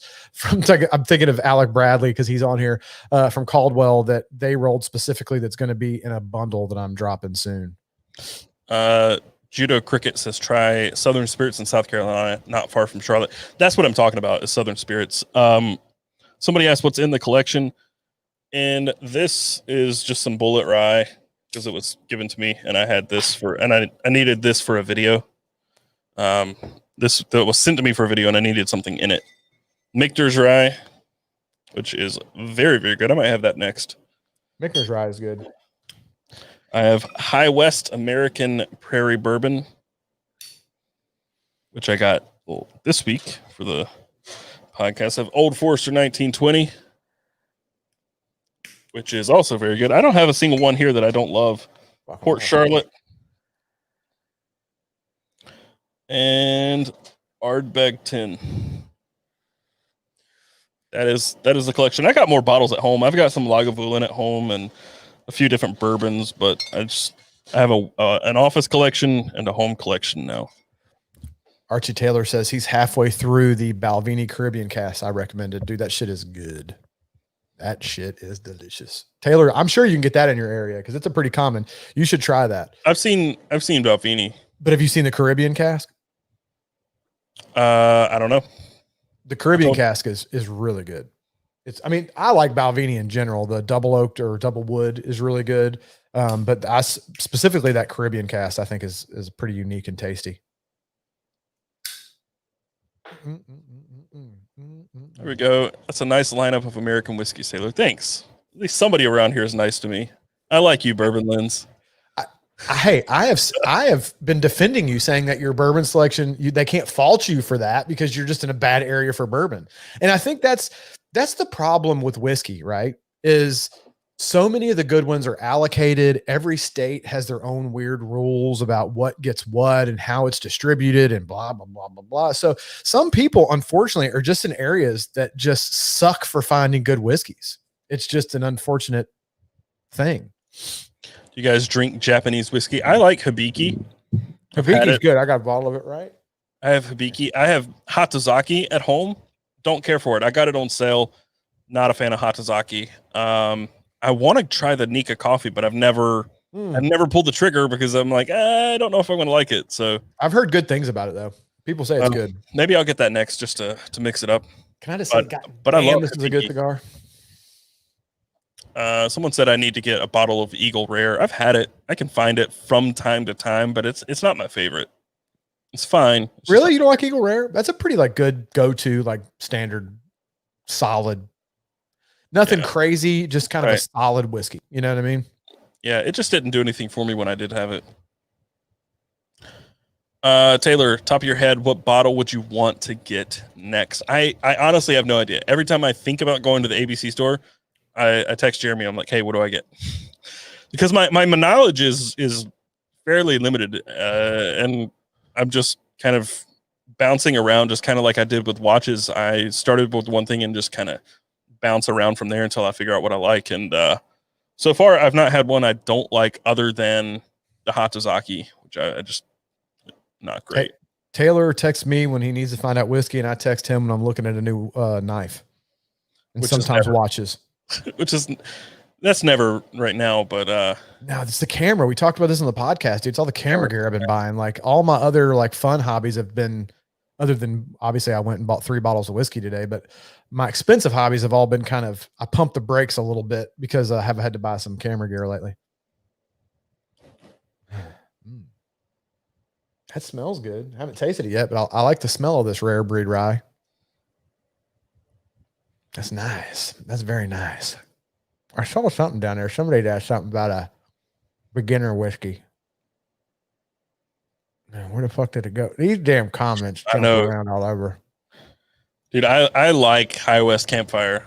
It's very, very good. Get Old Forester 1910 tomorrow. They did not have 1910. Yeah. They didn't have it. They had 1920 and a bunch of other Old Foresters. They did not have 1910. I told him about those, man. That whole Whiskey Row series are all winners. Like 1910 and 1920. Now, this is obviously my humble opinion. Some people may disagree, but in my opinion, of the Whiskey Row series, 1910, 1920 are the standouts.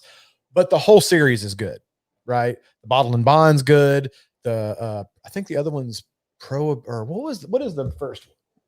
Original batch. The original batch is good. They're all good, but I think 1910 and 1920. 1920 is Prohibition. 1920 is Prohibition. The original batch is the 1870. It's good too. They're all good. None of them are bad. Take a poll. Michter's Rye or High West? Michter's. You went High West in the podcast the other day. Go Michter's. True. I haven't had. It was a one-person poll. It's a one-person poll. Michter. I personally prefer Michter's anyway. I really like the High West. I'm not docking. I think it's a very good whiskey, but I love everything Michter's does, man. Michter's is another one of those distilleries that can almost do no wrong in my eyes. Everything they pump out, I like. And they follow me on Instagram, so. Oh yeah, that's awesome. I think they followed the podcast on Instagram. Look, by the way, they're coming in now. Michter's. Dude, Michter's is awesome, bro. That shit is good. I love Michter's. I love their bourbon. I love the rye. Have you had any of their toasted barrel stuff? Dude, like I didn't know. Maybe you had it at out one night at a we bar, don't get stuff. A friend or something. Shit, I don't know. Oh shit. The podcast has officially started. The Bourbon Junkies have arrived. American Prairie is the worst of that bunch. Wow. Damn it. See, they come in, they shit on you immediately. You see that, Taylor? This is what you do. This is what you've done, Jeremy. You've made everybody just shit on me all the time. God dang. Just coming in hot with the fucking, just coming in. I'm saying how great you guys are here and just comes in and immediately dogs on my boy's bourbon. Damn. I'm just kidding. They call me Father Time all the time, so go fuck yourself. No, this guy's trying to get me plastered. I got to drive home, man. Michter's, High West, then back to Michter's. Everybody knows I love the Junkies. I'm just kidding with those guys. The Junkies are okay. You know, you say you call me for bourbon selections. They're who I call when I'm in the store to see, because they've got like 400 some bottles. They've tasted every whiskey known to man. So like, if you're about to pull the trigger on a $120 or $140 bottle, you just don't want to buy it and it might suck, right? So I always text one of them and I'm like, hey, what's the deal with this? What's the deal? Look at this. Hey, Taylor, sometimes we got to give Jeremy a break. Your turn to take the shit. Yeah, thank you, David. Thank you. You clearly haven't been in my Discord server. Thank you. Everybody just shits on me. Yeah. Okay. So the Bourbon Junkies they came back. They said just Michter's Rye is still the shit though. See, Michter's Rye is good. Alex said, "Be careful, Taylor. You're on baby duty in the morning." I got to get the truck ready in the morning for the concert we're going to. We're going to a concert tomorrow night. I'm very excited. We're going to a drive-in concert at Charlotte Motor Speedway, which is going to be okay. I want to say it's going to be great, but they said you have to be in your car or on your car. And if you're on your car, you have to wear a mask at all times. Right? Like if you're in your car, you don't have to. But if you're on the car, you have to wear a mask at all times. And I'm like, we're not going to be within like 10 feet of anybody. Why would we have to wear a mask? I don't know. So, Dan, I'm assuming it's Dan that's in here and not Sean, but I could be wrong. If it's Sean, I apologize. Dan, by the way, buddy, You were correct about this bottle. He's the one that told me to get this bottle today. This shit right here is delicious. The Calumet Farms. That fucking shit is awesome. In the bed of the truck is in the car. That's what we're arguing, is that we're in the car, not on it. I mean, technically, here's the thing. If you're outdoors and your car's links away from people, is there really any risk at that point anyway, right? If you're a good 12 feet from somebody and you're outdoors, I think that's okay though, right? According to the current. I have one of those big Anchor power supplies back here and it's charging right now. I'm taking that shit and plugging in a fan in the bed of the truck too. We're going to be in style. See, Dan says sleeper whiskey. I agree, dude. That shit is awesome. It's a fancy looking bottle too, man. I'm not really a sleeper if it's $100 bottle though. Well, it's just not a very well-known thing, right? Like I didn't know, I had never heard, and I'm fairly tuned into whiskey stuff. And I hadn't really heard of that before they mentioned it. And then I saw it in the store. I don't think it's a super well distributed, like well-known thing. So I think that's what he means by sleeper, potentially. I think I blew out my taste buds with the 1920, starting with that. Need to cleanse the old palate with some lemon water. All I've got is lemon water, so. I need to, I could probably stand to drink a little bit of water. I've slung back a couple fairly solid pours of some close to 100 proof stuff. I should probably slow down or I'm going to be making a fool of myself by the end of this thing. I just splashed my eye with lemon water. It felt great.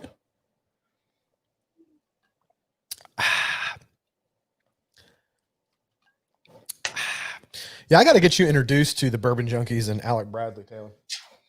I don't know, man. They're dogging on me pretty hard tonight. That's why they're your people, man. You'll love them because they're ball busters, man. I mean, it's good natured ball busting is what the game's all about. Dan never speaks of me without calling me Father Time. Never. He calls me Father Time and Jeremy. See that Father Time out here squinting at the comments. dude, Gavin, you're on. Do you see me? Or I'll go like this sometimes and I'll get way in on it. I can't see. And the thing is, the laptop's not that far away. I mean, it's right there. So, I mean, the laptop's 3 feet away. But I mean, in my defense, the comments are small. I think the tide has shifted here. Look at that. Jeremy, you don't need booze to make a fool of yourself. I would have to concur with that comment also, my friend. I am very, very good at making a fool of myself. I enjoy it. Hey, man, if you can't laugh at yourself, then what can you laugh at, right? Sneak peek, Jeremy. What do you say? What's the next Leaf and Barrel matchup? I don't know at the moment. I normally throw it up on Patreon so that they can vote. I usually put up a few options of stuff I'm thinking about. I'll let them vote on it. And I haven't put it up yet because I've kind of slowed down. And Leaf and Barrels, I'm probably going to do like one a month. So I'll probably throw a poll up here in the next week so that I can get it out sometime for the Leaf and Barrel for September. I'm about to say October, September. So I don't know yet the answer. Sorry, I couldn't give it to you. I feel like I need to turn on my lower fan down here just to give a blast of cold air for a minute. It's getting hot in here. Taylor's like, it's so hot. I need like some Pam and an oyster shucker to get my balls stuck off the side of my leg. Just spray them down with some Pam before we go in. If you can't laugh at yourself, you laugh at Taylor. That's true. That's true. That's great. I like that, dude. Don't feel it's like this whole thing is about Taylor and Jeremy's bromance, dude. Also true. It's funny because I partially think that like live streams and stuff, because Dan and Sean catch a lot of this in their live streams. It's all about like all the people that follow you busting your balls. Like they just rib you the whole live stream, right? Yeah. It goes back to that guy thing, right? You guys ready for the ball fan? See if I can turn it on my foot. It's dude. Okay, by the way, I'm not going to feel bad for you right now. Normally I do, and I'm not. Let me tell you guys why I don't feel bad for Taylor today. So I'm out doing a little bourbon shopping today. I'm riding around in my truck that the AC's broke. I live in Florida. It's 8,000 fucking degrees outside, so I'm sweating my ass off. And Taylor's like, yeah, I bet you that does suck. My truck has air-conditioned seats. So and I'm like, Meanwhile, I'm like sweating. My back is sweating. I'm sweating through my shirt. And he's talking about his truck has air conditioned seats. I'm like, yeah. Well, some people got it like that, bro. I'm in like a 2010 Chevy Silverado with over 100,000 miles on it that doesn't have an AC. Well, people keep telling me to turn on the AC. It's running. The problem is the AC runs all the time and it's still 80 some degrees in here. So I have these fans on normally. This one is a very loud fan, is why I don't leave this one on, but I have a fan over here too that's been on the whole time. This one's a quiet fan. This is the one under the desk is an air mover that you use to dry out carpets when you have like a flood. So can I say I got that blasting right up in the crotch right now. So can I say you're good? There's nobody like else in your office right behind you getting the air that's going across your hot balls and into the back of the room. I'm just, can I just point that out? I wouldn't want to be huffing hot ball Taylor air, or that's not the right way. Hot Taylor ball air. How would you say that? Hot ball Taylor air? Hot ball sweat air. Yeah, I wouldn't want to be breathing in your hot ball sweat air. But it stayed so cool in here all week. I got a little spoiled, and then today was just hot. As soon as I came in the door, like it's really hot coming in I'm venting all the hot air out of this office into the hallway, and it gets so hot. I bet it's 100 degrees in the hallway on average. And it was very hot in the hallway, but usually I step into the office and I'm like, oh, it feels so much better. I stepped into the office this morning and I'm just like, that's not much better. Oh shit. And I was hot all day. So I don't know what I'm going to do yet. I'm just basically, biding my time until either it cools off or my lease is up. Aaron B says, turn on a timer. If I turn off the air when I leave, I've tried that. If I turn off the air when I leave, or say at midnight, and let the AC rest for a while, it gets up to like 95 in here. And if I turn it on 2 hours before I get here, it will only get it down to like 88 or so. And then once I get in here, it just heats up again. I left it off the entire time I was at the beach. It got up to 95 and stayed 95 in there the whole time. And then the best I could get it to do, the coldest I've been able to get it is about 77. And that's it. So someone said, is it just bad AC, or is the office uninsulated? The walls are insulated really, really well. The problem I have is I have one option to vent, and that's out the door, because the wall in front of me goes into another office. This wall is a masonry wall that the landlord would not let me do anything with. That wall is a masonry wall, and this is a false wall. So I have the only vent option I have is through the door into the hall, and that's it. And the insulation, there's a tar roof right above my head, and that's where all the heat's coming from. Because the AC is rated for 600 square feet, but Luke Moraz says, I can't even hear the taint fan. Just leave it on. Yeah, you probably can't hear it that much with this setup, but if we were doing an audio podcast, you would definitely hear it in the audio version. The taint fan. That should be deemed the taint fan. I like this summary here. Love how we went from talking great whiskey to Taylor's ball sweat to discussion of the architecture of Taylor's office. Hey, that's what we call these. That's what we call these Friday night hangouts, because there is no structure. They are all fucking over the place, and I cuss a lot more. You need a roof vent. Yeah, so I consulted them about doing a split unit AC, and they said I would have to buy the AC, and then it would also be like $2,000, and I wouldn't be able to take the AC with me when I left, and my lease is up in 3 months. So yeah, I'm just stuck here for a few months until I figure it out. And once my lease is up, it's going to be cool in here again, because it's going to be winter. So, man, yeah, I used to not like ryes because I thought they were like spicy and weird and eucalyptusy, because I had I think one of the main ryes I had before was bullet rye, and to me, bullet rye's got a lot of like eucalyptus in it that I don't really care for. I want to smell it. It's been a while since I smelled it. But now that I'm into rye, they're so sweet to me. Whew, that's hot on the nose, man. This burns. It's good though. You just got to pull. Well, I was about to say you got to pull out. There goes my 12-year-old humor again. You got to back out a little bit. I couldn't until smell it doesn't burn. I couldn't smell it anymore. It's also not good to smell out of a bottle. It's hard to really get a good whiff of something out of a bottle. That's one of the things I like about Glenn's, right? I will say, although Glens are not my favorite glass to drink from, I prefer like a rocks glass kind of thing. They are best for tasting whiskey, I think. And definitely here's a good new topic. Next knife purchase. I just bought a Pena Mula. I just bought that yesterday, and I'm not going to buy anything that I know of for a while. Jeremy needs to buy a Sabenza. Looks like oh, goddamn. You need to buy a Sabenza. Don't change. Dude, that rare breed is very different than most ryes. It has some like. Hey, here's a tasting note from a Whistle Pig that Jeremy can concur or agree with. Whistle Pig tastes like chewing gum chewing on a barn floor. Turn me off ryes. Yeah. Here's the thing. Don't let Whistle Pig. That's what I did, and that's why I didn't like ryes for a long time, because I tasted one rye, I didn't like it, and then I associated that with ryes, right? Whistle Pig tastes like you basically, if Taylor turned that taint fan on full blast, and then you stood behind him and let it like blow your mouth open, like to where it was like blowing your cheeks open with Taylor taint air. That is what Whistle Pig tastes like. That shit is horrible. What a visual. Dude.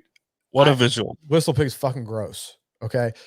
There are lots of beautiful ryes out there that are delicious. Please do not let Whistle Pig taint your all you whiskey nerds out here are probably going to disagree with me. I think if you're wanting to get into rye, just try, and you may disagree with me because you said you didn't really like it a whole lot, but just try Bullet Rye. It's accessible. You can get it in a very small bottle.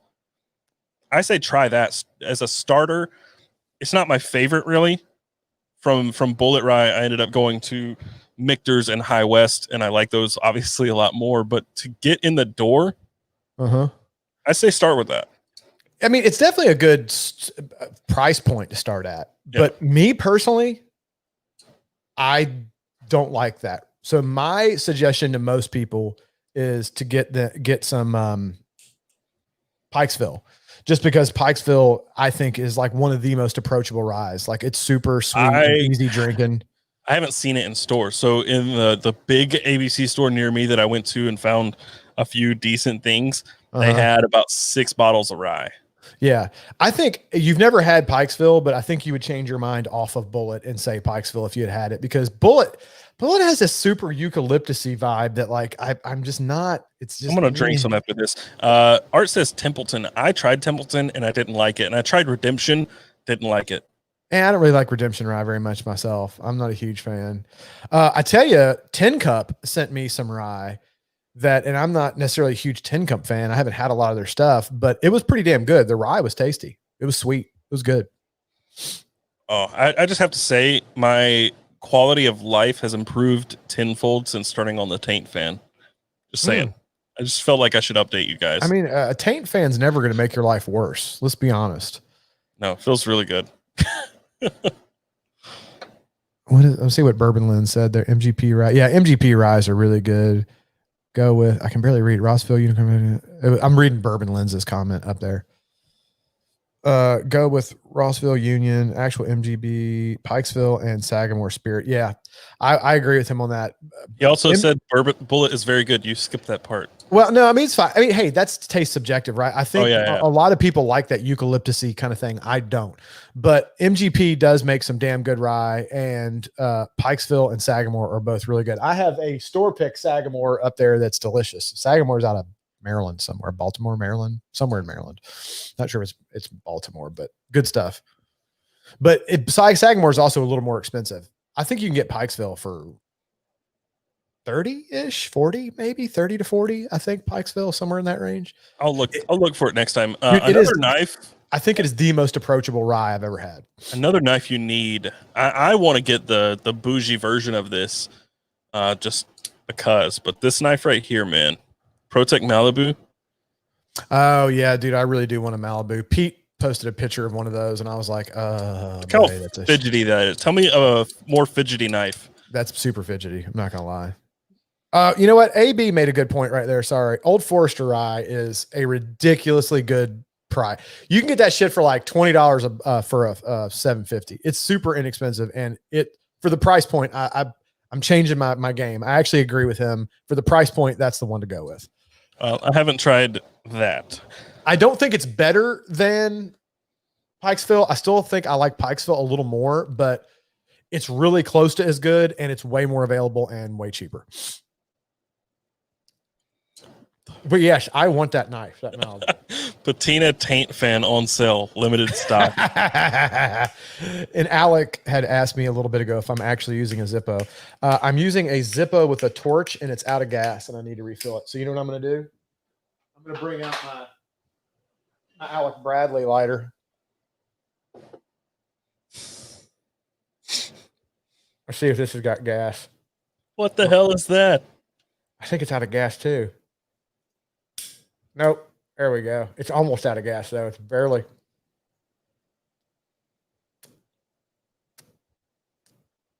The Alec Bradley, you can either light your cigar or cook meth. Lighter. Dude, these things are great though. Honestly, I'm joking around. It's almost out of gas. It takes almost an entire can of butane, but it's a table lighter really. But you can, the thing that's good about it is you can set it down. EDC that? No, you definitely don't EDC, but the thing that's good about this is you can light it and you can really toast your cigar really nicely on this. You just leave it sitting on the table and it just sits there and burns. You don't have to hold it to keep it lit or anything. You know, Taylor, your cam is only chest up. There's nothing saying you have to be wearing pants at all. # free Willy. I was actually editing in only my boxers 2 weeks ago because it was so hot. It was like 86 or 87 in here. And I was literally just fans all over me, and I was in nothing but boxers editing a video. No shame. You know, it's funny. I was on a conference call with a business person the other day, and we were joking around because they work from home most of the time too, or actually like pretty much all the time. And I was joking. I'm like, yeah, I got to get ready today. He's like, yeah, man, but you only got to get dressed from the waist up, like when you're on a call, right? Because like it doesn't really matter what you're wearing when you work. Right. As long as what you can see on camera is good, you're straight. The problem is if Taylor has a few more drinks and then forgets that he's not wearing pants, and then he gets up to go get like something out of the back, and then you just see just twig and berries flapping around everywhere. That's not going to do good for our YouTube status. They're going to ban as a mention. Not get monetized. Yeah. Oh man. What did I say? You don't like? I'm looking through the comments. Editing in nothing but Crocs. There we go. Just nothing but Crocs, like full on butt, just booty Crocs. Ass naked, just Crocs. Yeah, that's hilarious. Somebody asked me what my favorite cigar brands are, and that again is almost like asking me the whiskey question because there's certain cigars from a lot of different companies that I really like, right? I'm a big fan. Obviously, I'm not just saying this because Alec Bradley's on here, but Alec Bradley cigars, they make some really winners. Dude, I will stick to the fact that their Magic Toast, I don't know that there's a better cigar with a cup of coffee than the Alec Bradley Magic Toast. That cigar is magical with a fucking cup of coffee. And I'm not just saying that because he's on here. I really think that's an awesome cigar with a cup of coffee. I really like AJ Fernandez cigars. New World is like, I mean, come on, dude. That's one of the best like sub $5 cigars in the world. That thing's awesome. I really like My Father's if I'm in the mood for something with a little pepper on it. I mean, there's a bunch. I love Caldwell cigars. So I mean, there's a ton, man. It's hard to say. I highlighted this comment because I've been obviously drinking more since this COVID, and I don't necessarily think it's because of COVID, because my life and your life, we haven't changed our lives a lot because of this quarantine, because you work from home. I still work from this office. I'm still going to work. Alex is still at home. Like, not much has changed. We just don't go out to stores as much, and we don't go to parties and stuff on weekends. But during the week, my week is about as normal as it has been, but I still ended up drinking more. I think that might be the Jeremy Sires influence. I don't know. I tell you what, it's wreaked havoc on is my cigar collection. I have been smoking more cigars, I think, since, for some reason. I've been running through cigars at a higher rate, and I smoke a lot of cigars anyway. I would say I smoke 2 to 5 cigars a day. 2 to 5. Wow.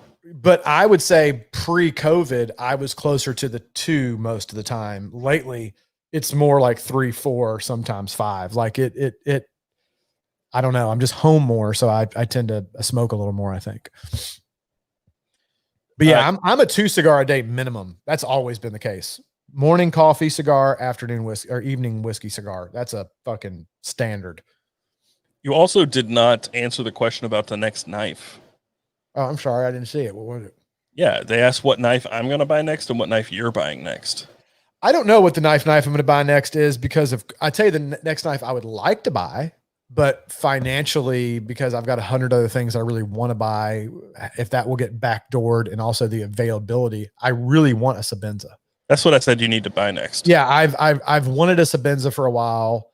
It kind of is everything I like in a knife, right? It's a high-end knife with really good tolerances, but it's a worker, right? It's a worker knife. I don't care about what config, because they pop up in my Discord all the time and I can keep an eye out. Probably large. Because if you buy it used, it's going to be a lot cheaper. For sure, a large Sabenza. I don't really want a small. I want a large. And I don't know, man, some of the new like bog oak and different oak handle inlays they have are really kind of nice, but I also really like the micarta inlays. So it's kind of, I don't know, it's kind of hard, but I do really like some of the, I really do like some of the, fuck you for clicking that, Taylor. I know exactly what you did. All you cocksuckers with your ball ninja, go look at the comments on that video. 90% of people agree with me. That knife is awesome. You guys are just haters. Oh man, that made me suck that down the wrong pipe. I know, that's why I was laughing. I was like, I knew you were going to click on it when I saw it. I ignored it. I was like, I know, fuckers. Bog oak, micarta inlay, any of that's going to cost you close to $500. I know. Well, and that's what I would actually, I think. See, I would rather wait. I would rather wait and get the one that I really want. Right. Yeah, so like, the one that I really want is preferably probably one of those like bog oak inlays or something. Cause some of those new ones he did on the newer models are just fucking awesome looking. Yeah. And definitely a large Sabenza. I didn't like the new inlay at first, and it just grows on you though, right? Yeah. Yeah. I felt the exact same way. I also love the double lug. So Sabenza 21 by default was a single lug, but now you can get a double lug for your thumb stud. Yeah. What Bourbon Lynn say? I can't really read. Jeremy, outside of, I can't read. That's too far away. Blow that shit up, Taylor, so I can see it. Outside of getting a new wife, what do you recommend for reducing cigar smoke on clothes and wife complaining? Hey, I don't know. My wife doesn't give me too much shit about it. Luckily. I got a really cool wife. She doesn't really give me, she deals with a lot. She's a winner, man. She doesn't give me a lot of shit. I hear a lot of guys that have this problem, and I always am like, oh God, that's kind of brutal. I mean, she gives me a little bit of shit if I just smoked a cigar and I get up in her face because my beard will retain some of that. And then she's like, oh, God damn, you smell like a cigar. But she, for the most part, doesn't give me any shit. I mean, man, it's tough, right? Like mouthwash, chewing gum, the normal, maybe you go brush your teeth. As far as clothes go, dude, cigar smoke on clothes, it's time is the only thing that's really going to get rid of it, or changing. Some people say, and I always thought this was kind of like but like smoking jackets. That was kind of the original purpose of the smoking jacket, right? Is you put on like a jacket or a smoking jacket of some nature, and then the smoke gets on that, not on your clothes underneath. So when you leave the room, you take that off, and supposedly your clothes aren't as stinky. But yeah, I mean, outside of just changing your clothes and, giving your teeth a good brush and some mouthwash, I mean, it's tough, man. Cigar smoke gets on clothes and it sticks in there for a while. Alex has always been more upset with campfire smoke than cigar smoke. But granted, I don't smoke a lot of cigars. So see, I like the smell of cigar smoke. It's not like cigarettes, right? My favorite smell in the world, pipes, next to Lagavulin, is campfire. Really? See, campfire kind of like it gets on your clothes and it fucking stinks, dude. It's in there deep. I love it. There's nothing I love more than sitting by a campfire all night and then the next morning putting my hat back on and smelling it for like 2-3 hours. That's just because you love Ardbeg so much. You're like, I feel like I have a hat full of Ardbeg. This is the greatest thing ever. Exactly. So Alex was mostly okay with me buying 2 watches this week. Do you think she'd kill me if I did this? Yeah. Okay. I didn't have to look. I didn't even have to look at the Grismo. I saw the knife because I mean that's such a unique knife that like you could spot you could just show somebody the silhouette of that knife and people would be able to spot it right. Yes, she would be very mad. Those are some crazy dude. Did you What see if I got purple? We could share it. It could be her knife too. Did you see the one of those that they made for Pete? Oh well, yeah, it was it was the pandemic Norseman that he bought. Oh, dude, that thing, the scale, the Mm. scales on that thing are ridiculous. Alex said, "You'll owe me so much." That's not a no. That's not a no. I'm going to agree with you. That is not a no. Hey, I'll let you go to the dollar section at Target twice. Twice. See, somebody just said off top, they said, I love the smell of my grandfather's pipe smoke. Yeah, dude, there is something about the smell of a pipe. Like, I think that's half the reason I smoke a pipe still occasionally sometimes. I actually enjoy smoking cigars more than a pipe because you can get tongue bite off of a pipe if you're not careful and then kind of eat your mouth up. And they're a lot more finicky to smoke than a cigar. But man, pipe smoke smells so good. They just smell delicious. Alex said, "Fuck you, Taylor." See? Yeah. Uh-huh. Wait a minute. I'm going to have to back off this screen share real quick. Let me check my PayPal balance. Oh, here we go. We're going to get Alex and Taylor on a fight live here, guys. You're about to witness it.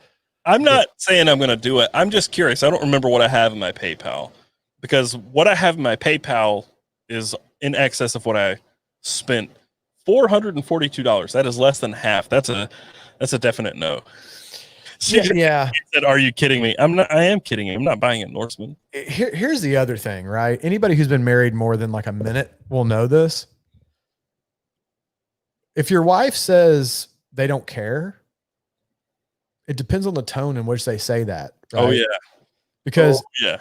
Sometimes they go, "I don't care." And then you're like, "Oh, that means they don't care." Then you do it. And then you're in the fucking doghouse because that "I don't care" was not a "I don't care." It's "I don't want to hear this shit right now." And you do it. And then you get in deep shit. So there's that. Yeah. There's definitely, no, I can read Alex. The "you'll owe me so much" is really a no. Oh, I tell you another one my wife uses a lot. Fine. Alex doesn't do that one. No. What Alex does is she's like, "Yeah, just do it. Just do it." And then when it comes, she's like, "How much was that?" And then I tell her, and then she's like, "Are you kidding me?" Uh-huh. Yep. So Fine. I know what I'm looking forward to if I buy something like that. Fine is the one my wife uses that I know. When I say I'm going to do something, she's like, "Fine." When she goes, "Fine," I know that means not fine at all. If you do it, just be ready to pay the price. I'm not saying sometimes I don't do it anyway and I don't pay the price because sometimes you got to pay the cost, but just, I know that if she says fine and then I do it, I'm probably going to hear some shit. Taylor, this is a terrible idea. Sometimes those are the best though, right? Oh man. Yeah. See, Aaron says, yes, fine means if you do it, prepare for war. My friend, prepare. I haven't gotten into this whiskey too deep because I was kind of letting my buzz wear down so I didn't get in trouble on the live stream. Start saying shit that I shouldn't say on a public forum. Alex is trying to draw me into making a mistake right now. She's trying to draw you live into fucking up. Exactly. So she'd be like, "Remember that time?" Don't do it, Taylor. Trust me, bro. Hey, what if we go get? Let me tell you 2 words of wisdom. I'm a little older than you, and this is, I tell my kids this, and you guys are gonna laugh when you tell your kids what? Because you're gonna be like, Jesus Christ. It's just, but yes, I tell my kids this. 2 rules of life to live by. It's always easier not to. That's true. And don't put your tongue on it. Those are 2 rules in life that are very important. It's always easier not to. Don't put your tongue. Yeah. I like that. Let's do that. Jeremy should buy the knife just because Taylor can't. Boom. No. Don't Allison get me. didn't say no. Allison's not on the live stream. She didn't say no. No. Watch, all of a sudden she logs in. Yes, I fucking did. Oh, she'll poke her head in the room. Yeah, she'll poke her head in the room like she did earlier.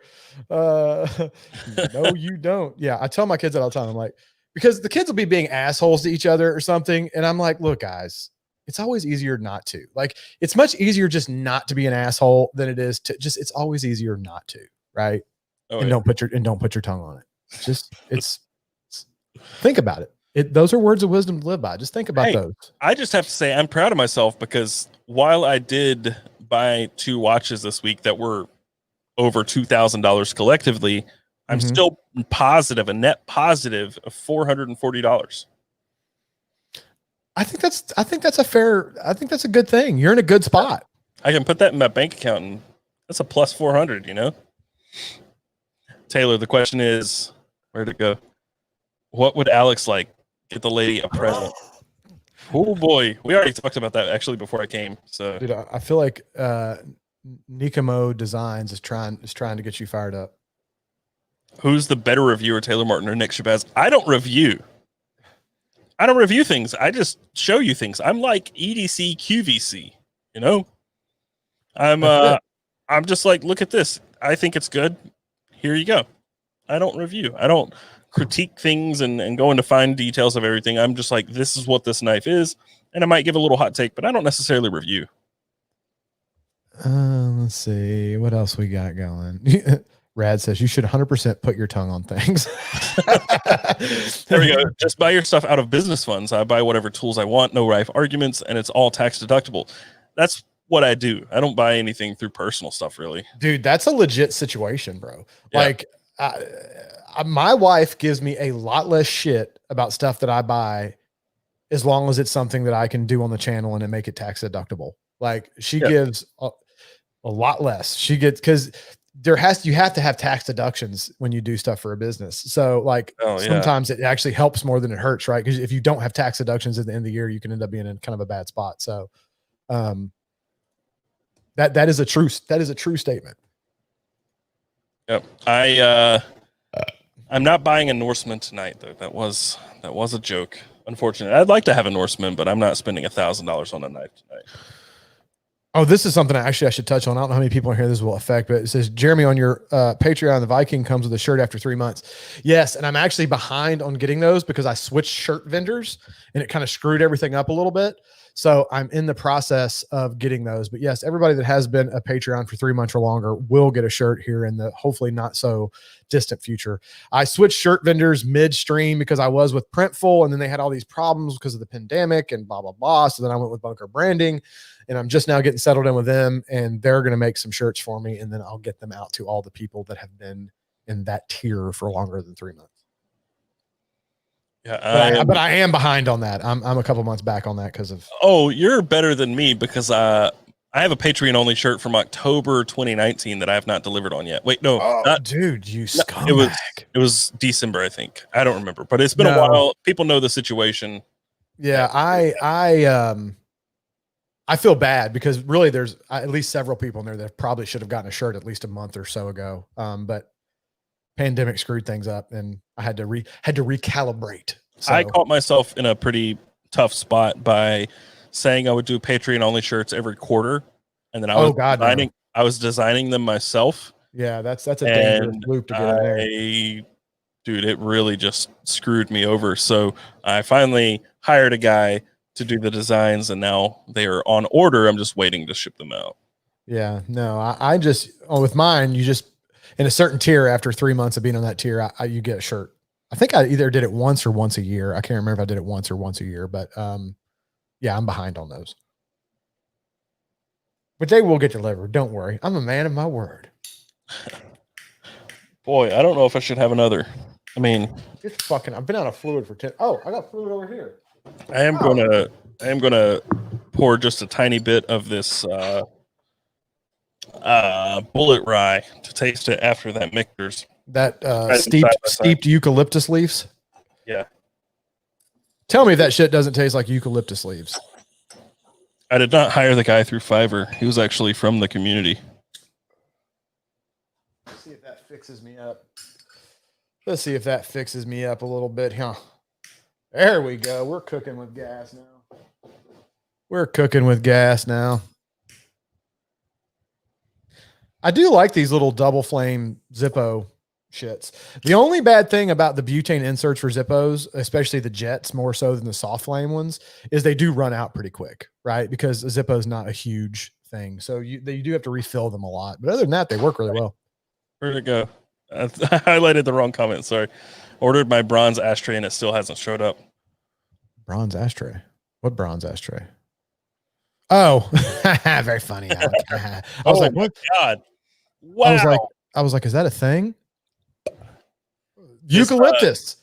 Dude. It's eucalyptus, isn't it? I told you that shit's a eucalyptus bomb. After that Michter's, this is like, boom. Just, yeah, I definitely 1000% get eucalyptus. Uh-huh. Wow. Let me, should have done this before I took a sip, but.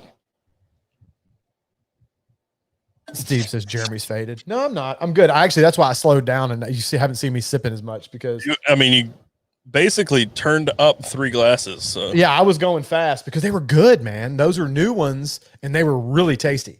So I was like, burp, burp, burp, burp, burp, burp, burp. And then I felt the not give a fuck washing over me. And I'm like, I'm going to have to back that down because I am on a live broadcast and this shit could go sideways. I got to reel it in. Can I just say on the record that I would love to see Jeremy just totally toasted on a live stream? No, you wouldn't, because our podcast would be over and everyone would unsubscribe because I would start saying some ridiculous shit and people would be, dude, I offended one guy in here for saying fuck too much. He was like, Jeremy's stuff's hard to watch uncensored. He says fuck too much. If you get me a little on the little crunk side and God knows what kind of shit will come out of my mouth. Alex said she's going to bed. She texted me. She said, love you. Don't make any more purchases unless it's my mattress topper, please. Heart. Dude, you got it. The mattress toppers are a real thing, bro. Well, she's pregnant right now and she can't get comfy. So my parents bought me and my wife one for Christmas this year or something. I think it was Christmas. I love that. Taylor had an Owen Wilson sip. Wow. Wow. Owen Wilson does have that, doesn't he? Wow. That is amazing. What was I saying? I fucking totally lost my train of thought. Oh, those mattress toppers. My parents bought me and my wife one for Christmas, and we already had a Tempur-Pedic mattress. So we already had a memory foam, and then we put a topper on top of that. Dude, that shit is like sleeping on a cloud. It is glorious. So I didn't realize how bad my back was until what happened when I found out last year. For anybody who doesn't know, I found out last year I have scoliosis and a pretty gnarly case of it. Not horrible. Really? Yeah. I don't need surgery or anything yet, but it's a pretty serious case of scoliosis. Like pretty curvy back, spine, whatever. Anyway, the bed at the beach that we went to last year, the house we stayed at, the first night after I woke up, I slept, woke up, I told Alex, I just turned and looked at her and I was like, this bed is going to be the death of me. My back is killing me after one night. We stayed there for a week. And the last day that I woke up, the day we were leaving, I told Alex, I said, I'm going to be able to probably get our stuff in the car, but I don't know if I can make it past that. I said, it's going to be I can power through. I'm going to get our stuff loaded, but you're going to have to drive home. And I got our last bag in the car, closed the door, and I had to fall. I fell on the ground and just sat there. And it took me about an hour to stand up. Back problems suck, man. I had them for a long time. I mean, I still can at times, but when I was younger, I had them bad. They can be brutal. And I came home, dude. It took me probably about 3 or 4 days before I could just stand up without just wasn't screaming, but it took a long time to get out of bed. I remember one day it took me probably about an hour to get from one side of the bed to the door in my bedroom. And maybe 2 weeks after we got back from the beach, I was powering through this, like coming to the office and still working and stuff. And Alex is like, I'm taking you to the doctor. We ended up going to the chiropractor because I couldn't get an appointment at the doctor that fast. And they did an x-ray on my back, and they're like, you have a pretty serious case of scoliosis. And I guess it was not long before that. Maybe it was after that. I can't remember exactly the timeline, but we bought a bed. And if I don't sleep in that bed, dude, my back is wrecked. Back problems are, dude, they're just one of those things that like they plague you a lot of times. It takes a long, I mean, they're just relentless. And when you don't realize how much you use your back until your back's hurt. And then like every step you take, you're like, oh God damn. Oh no, dude, I couldn't sit up in a chair. I couldn't sit up. And if I wanted to stand up, it took me, this was when Eleanor was like 2 or 3 months old. And Alex was like, can you grab her? I was like, I can't stand up myself, much less pick her up. I can't do it. But this Chris or Chiz After Hours said back problems are horrible. I'm nearly 23 and I've already bulged 2 discs last year. Yeah, dude, so I had 2 bulged discs in my lower back, and I had been sitting on heating pads every day for a week. And that is not what you do if you have a bulged disc. If you have a bulged disc, ice. Yeah.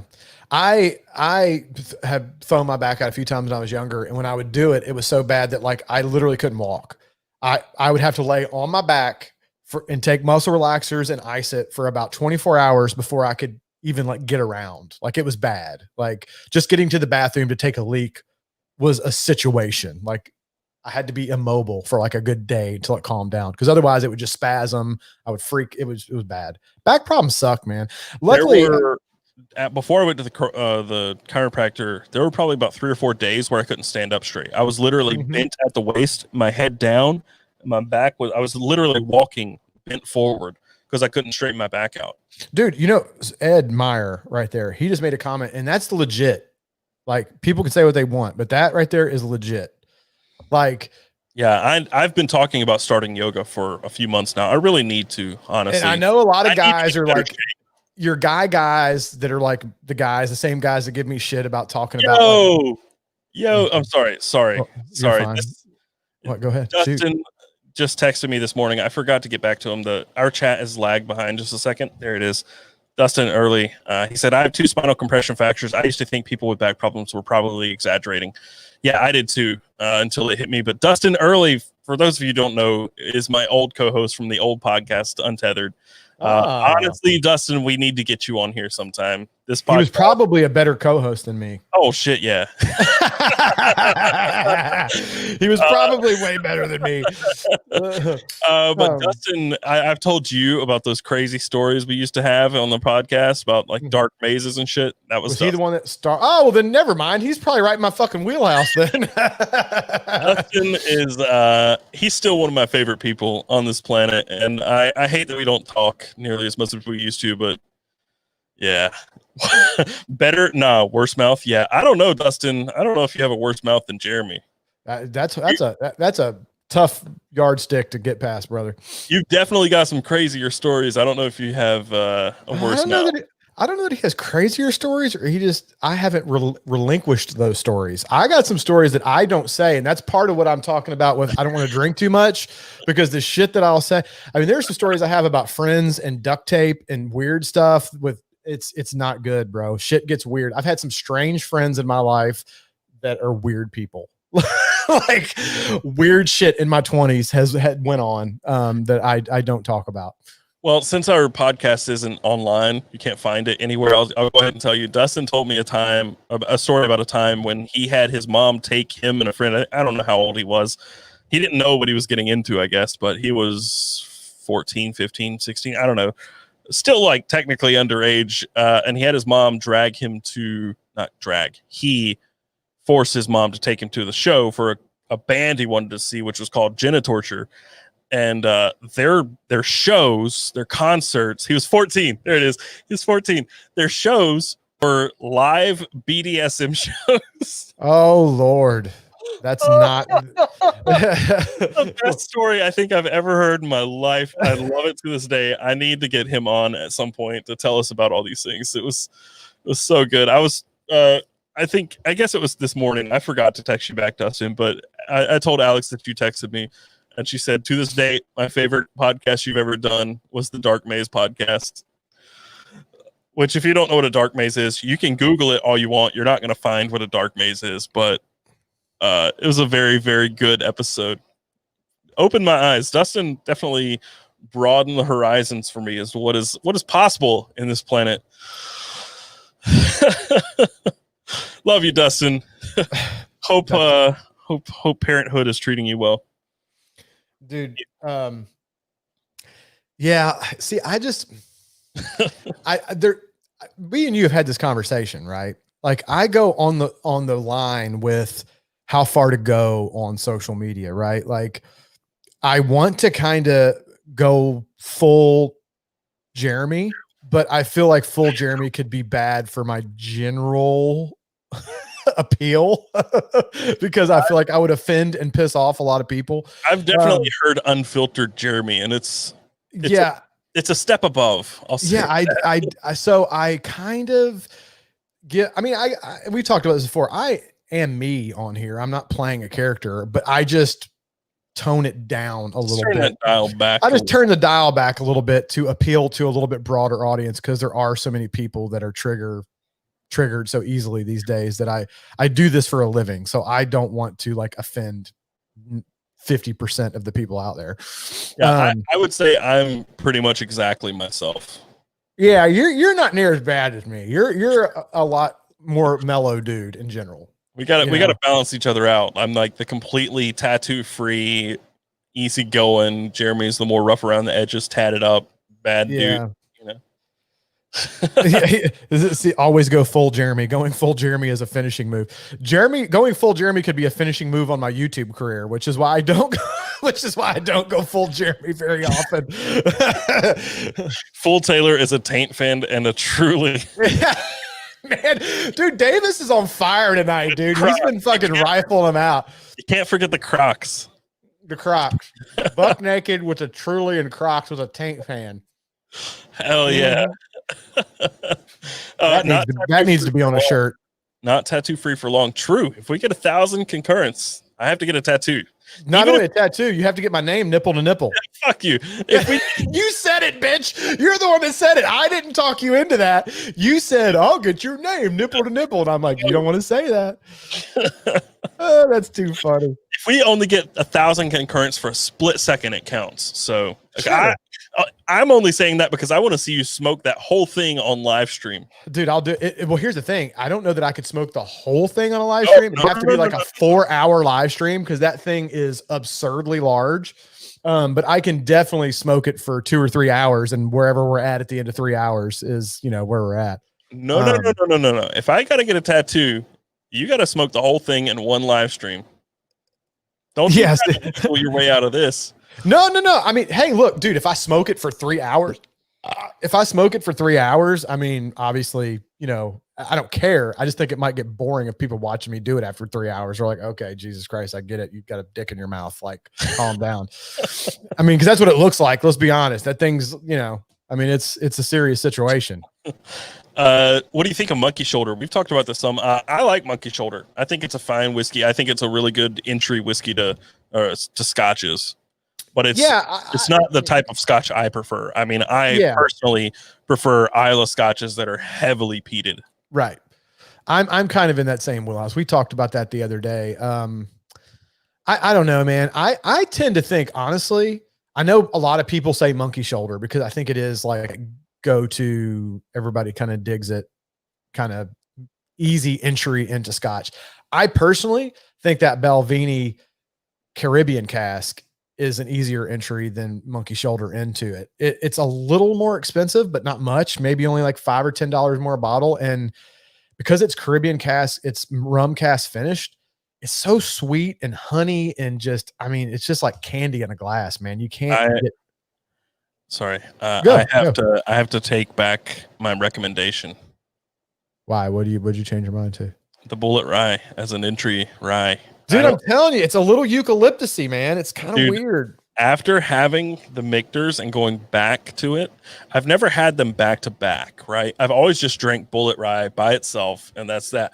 Dude, See, back this is to exactly what we were talking about earlier, by the way, not to interrupt you, but like it's hard when you only have one to go off of, then you're like, eh. And then when you start having comparison points, then you see some of the things in the other things, right? dude, that was, it still is like pow right in the kisser. Like, But it's like do you get the eucalyptus I'm talking about? Like it's oh really yeah, like, yeah, I don't dig it, man. It's a I little don't hate it. harsh.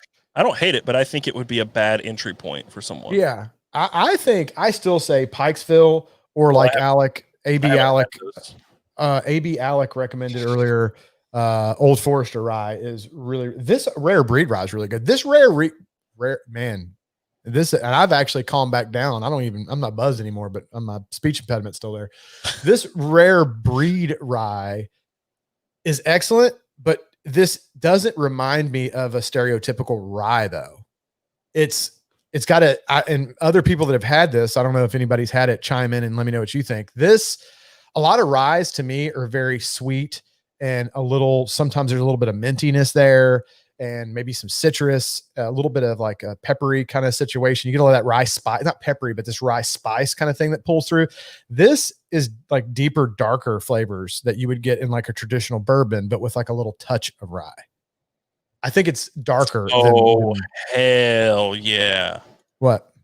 I can make him a larger cigar that when you hit 100 or 1,000 can turn. Alec, fuck you. Hell. No, shut up. Well, I've got the largest cigar I need. Any bigger, and I'd have to unhinge my fucking jaw like an anaconda. I do Alec, not need a larger cigar. Alec, shut please, up. Alec, please. Alec, you're my friend. I've known you longer than you've known Taylor. Fuck him. Don't do that to me. See, I think that's where your argument probably hurts you a little bit.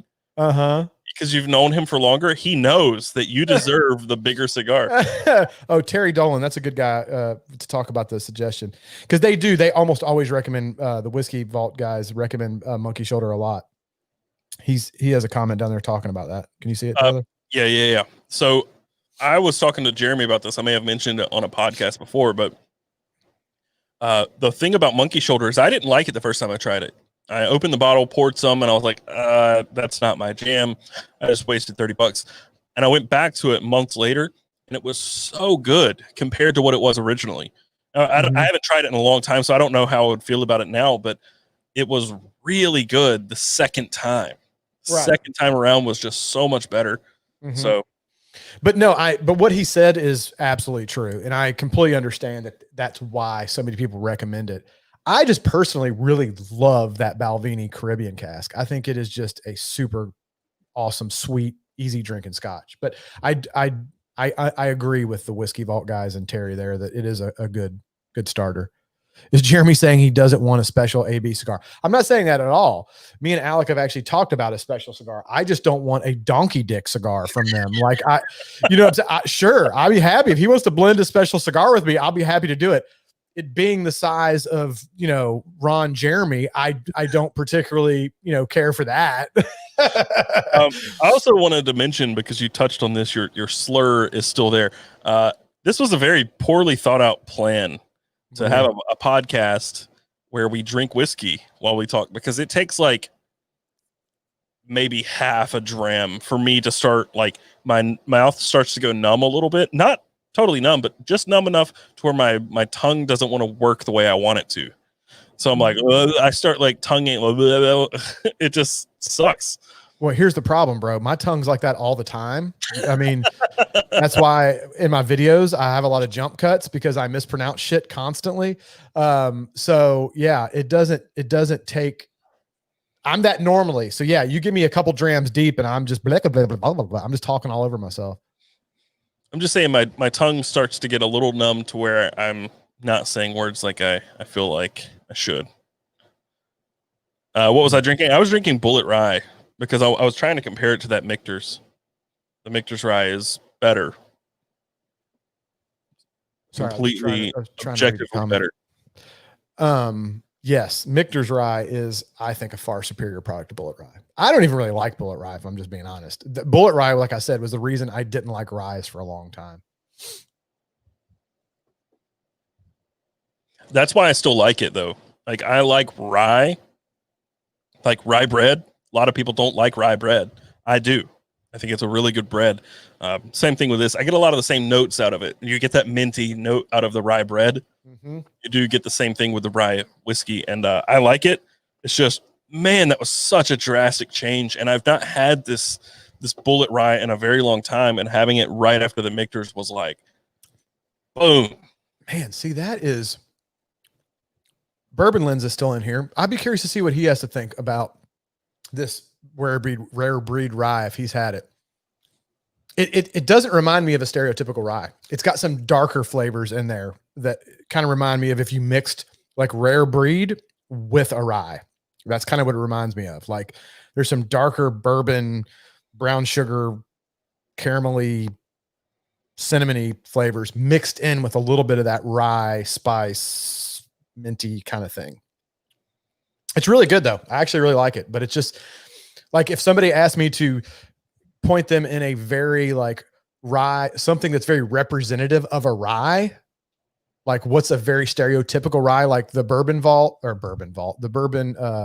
whiskey vault. They have like a shelf in the back that they have different bottles of stuff that is all like bottles that they consider the kind of stereotypical example of different types of whiskeys. I would not say rare breed is a good example of a stereotypical rye. However, I think it's really good. All right. I think the only thing I can do from here is to top it off with a scotch. Oh, sure. Yeah. You can always go a little scotch. I have to. It's one of my favorites.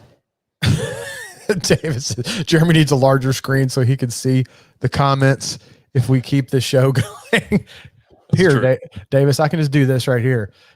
I can get up on it. Bourbon Lens says it's a bourbon drinker's rye. Yeah, it is. It really reminds me if you blended rare breed with a rye. That's what it reminds me of. It's really tasty though. I think it's very good. Dear God, I love the smell of Ardbeg. Dude, Ardbeg is it might be okay, Rittenhouse or Whistle Pig, neither. Just answer that real quick. I Whistle Pig, I've had my comments about numerous times, and Rittenhouse is like well liquor. I mean, some people love that stuff. I just never really did anything for me. You might find that the transition you're about to make is going to be jarring. going from sweet ryes to like burning tire fire. Like that's a situation. Oh, yeah. I might have to leave you for a few minutes to go to the bathroom. So one thing to know about my office is that I'm about 100 yards from the nearest bathroom. So it takes a minute. If I need to go, you'll be stuck for a while by yourself. I'll just sit here. Davis says, just slide your chair closer. I'll just stay here, man. Right here. I'm all, but y'all get to see. There we go. Good to see me. Davis Wallace, can you find Wee Beastie around you? Ooh, God damn, that shit is good. I can't. I've looked. I've not found Wee Beastie anywhere. It's good. The only Ardbeg I found is the tin. I still cannot pronounce it. I'll send you a Ugadal, and then there was one more that I saw when I went the other day, but I can't remember what it was. Doesn't matter what it was. It was not Wee Beastie, unfortunately. Dude, let me tell you something. Wee Beastie might be my new favorite Ardbeg. I love that shit, and I don't think everybody agrees with me on that, but I think it's my favorite one. I think I might like Wee Beastie more than Ugadal. It's close though. I mean, I'm not saying it. Those two are neck and neck. Ugadal was my favorite Ardbeg prior to tasting Wee Beastie, and now I'm like, I don't know, man. That's a tough call. Wee Beastie is pretty damn tasty, and it's the cheapest and youngest of the Ardbegs, so it's kind of confusing. So the thing to note is that going from the 1920 to the Michter's Rye, pretty easy transition. Michter's Rye to Bullet Rye was pretty drastic. Just bam, kind of caught me off guard. Bullet Rye to Ardbeg is just like, oh, I'm drinking this now. Like there's no like drastic transition. It is just like what I'm saying is going from Michter's Rye to Bullet Rye, like the flavor was so different, and there's just so much variance in the flavor. But with this, it's just like overwhelming, just smoke. Yeah. That's Barbecue. Oh, dude, David, I'm sorry. David said, Jeremy, my name is David. Stop calling me Davis. Put your glasses on. There's a Davis Wallace that's in here sometimes. Yeah. And I think I just get, you mix poor eyesight with the laptop too far away and drinking and that kind of shit just happens. But I do apologize. I do apologize, David. His eyes aren't what they used to be. They're not, dude. I want to keep throwing in old jokes because somebody complained to me about making too many old jokes about Jeremy. But the thing is, it's still true, which makes it even funnier. Yeah, it's true. It's true. I mean, I'm definitely one of the older people in the YouTube space, right? Like, actually, well, there's some older people. Oh, there are for sure older people, and there's people older than me, but I would say people over 40 are in the minority in the YouTube space, right? Mm-hmm. Like most of the people in YouTube are sub 40 years old, pre 40. I'm past the 40-year mark. You mean Wallace Davis? Yes, I do. See, I'm all jacked up. See what I'm saying? There's a Davis. Is there a Davis? Davis Wallace. Oh yeah, there's a Davis Wallace. Yeah, okay. They're just messing with you now. Dude, it could be. Like, I'm serious because I have to like do this. What is the age difference? I'm pretty sure it's about 30 years. Between me and you? Yeah. What is the age difference, by the way? You're 30, right? Yeah. So yeah, there's 12 years because I'm 42. Jesus Christ, you're so old. Dude, when me and you first started talking, you hadn't even hit 30 yet. You were still in your 20s. And I was in my 40s. And I'm like, oh my God, dude, you're a baby. You're a baby. I just saw it. Where was it? Nope, that's not it. There it was. Yeah, Taylor, an offended old man, gave you flack. Yeah, so that guy said, stop with the old jokes already. And I said, he said they're not funny anymore. And I said a clearly offended old man. He didn't reply, so I don't know how he felt about that. He probably was offended. I saw something else on here. AB says everyone needs to. Yes. Yeah. Everybody send me whiskey. Just everybody one bottle. And I think I'll be in a good place pretty soon. 208 of you right now. If everybody sends me a bottle, I will have a bigger collection than Jeremy. Yeah, by far. I think I have a little under 100. So yeah, I have about probably 10 bottles total with what I got at home. I've got 2 Lagavulin 16s. One's about empty. I have Berkshire bourbon, which a viewer sent me, a longtime viewer, somebody who's been watching me since 2008, sent me a bottle. Dude, somebody just pointed out Hickok 45. He definitely is way older. Yeah, Hickok 45 I don't know how old he is, but I'm assuming he's got to be at least in his 60s, I would think. Hey, send it. I'll fill it with tea, and Jeremy will never know the difference. I think I will as soon as I pop it. Smells like fucking Lipton's. But yeah, I forgot about Hickok. Yeah, he's probably one of the oldest guys on here that has like a big following, right? Like I'm sure there's lots of smaller creators that are older guys that are doing stuff. There's that. I don't know if he plays Minecraft or whatever, but the guy that Keemstar attacked. You probably don't know anything about this because it's all millennial bullshit, but yeah, I don't know that. I'll give you the synopsis. Basically, there's an old YouTuber. He's been doing Minecraft or whatever videos. Not in Minecraft. What is it? RuneScape, I think. He plays RuneScape, and basically what happened is there was a guy who was a convicted pedophile. Oh, Jesus. Who sort of remotely looked like the guy. Not even really. But Keemstar, who does a news channel, mostly just bullshit drama, basically started a pitchfork riot against this innocent old man who was just making videos because he enjoyed it, and that was the whole story. And these people, like 4 or 5 years later, are still harassing him, like death threats and everything. And the dude never did anything. He's not the same person at all. Keemstar never even thought to check the names. He just went on that. They kind of look alike. They must be the same person. Oh, wow. Aggressive. So, yeah.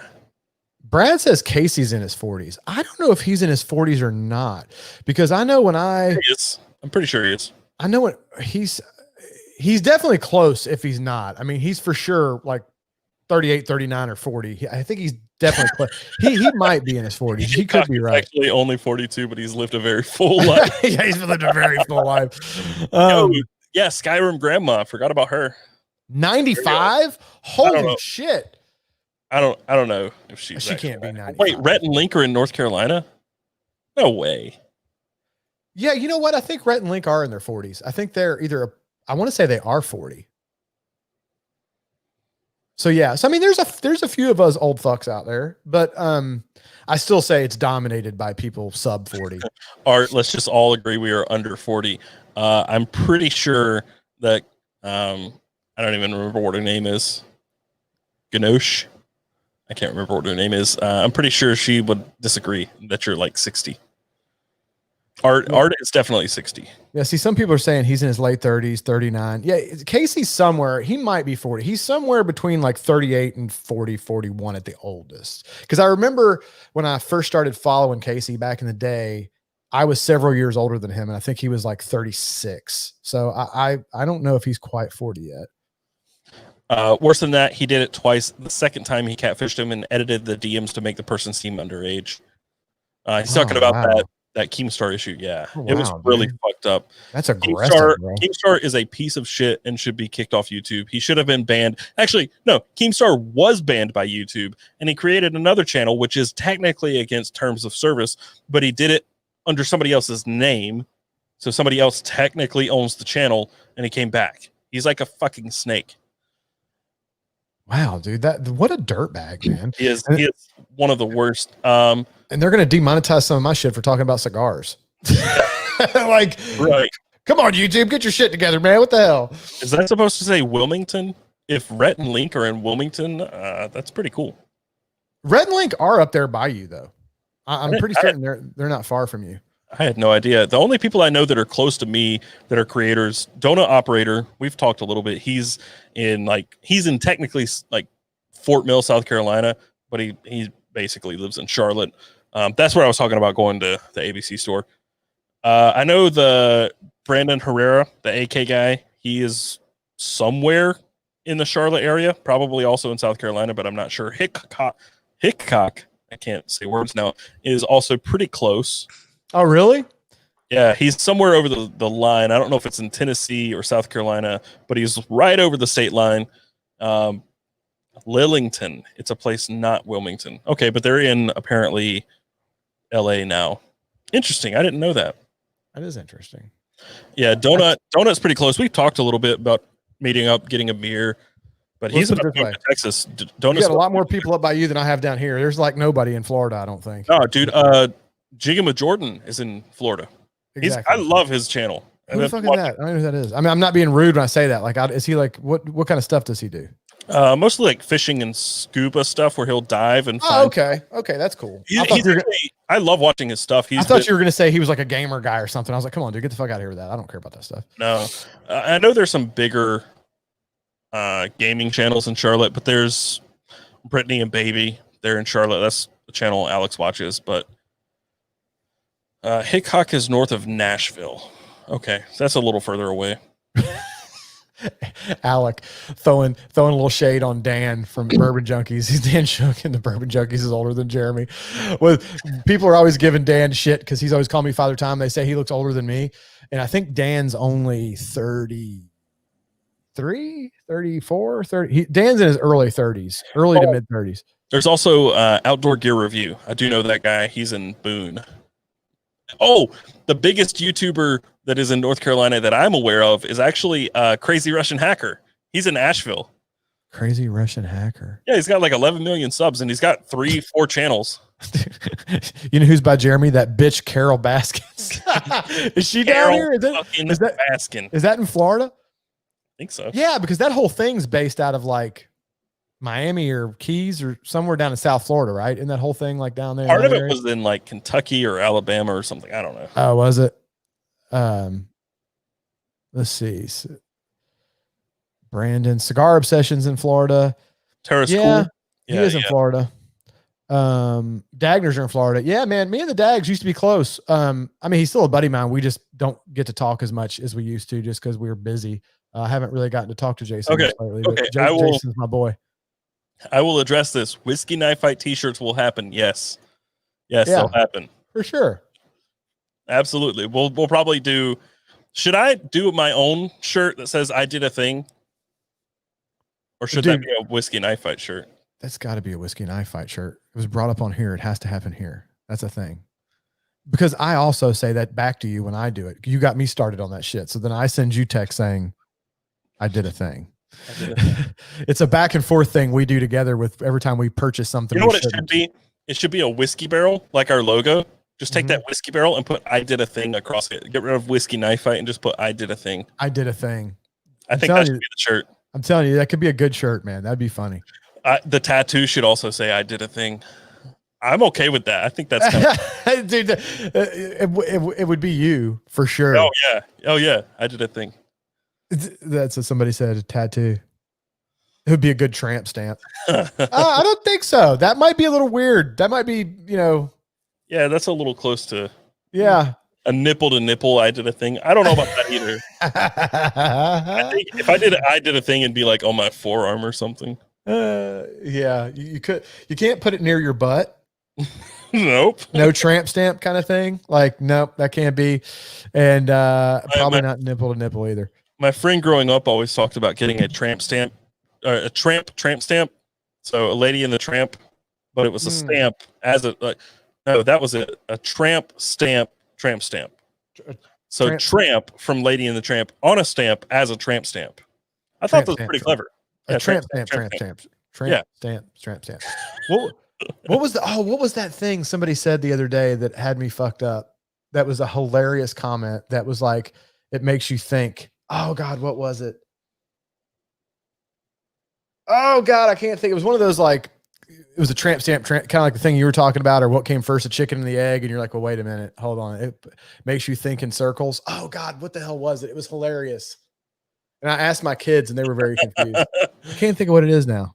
Get a tattoo of that massive cigar and a caption of "Jeremy smoked this." Oh, dude, it would look like I had a big dong tattooed on me, and hard pass.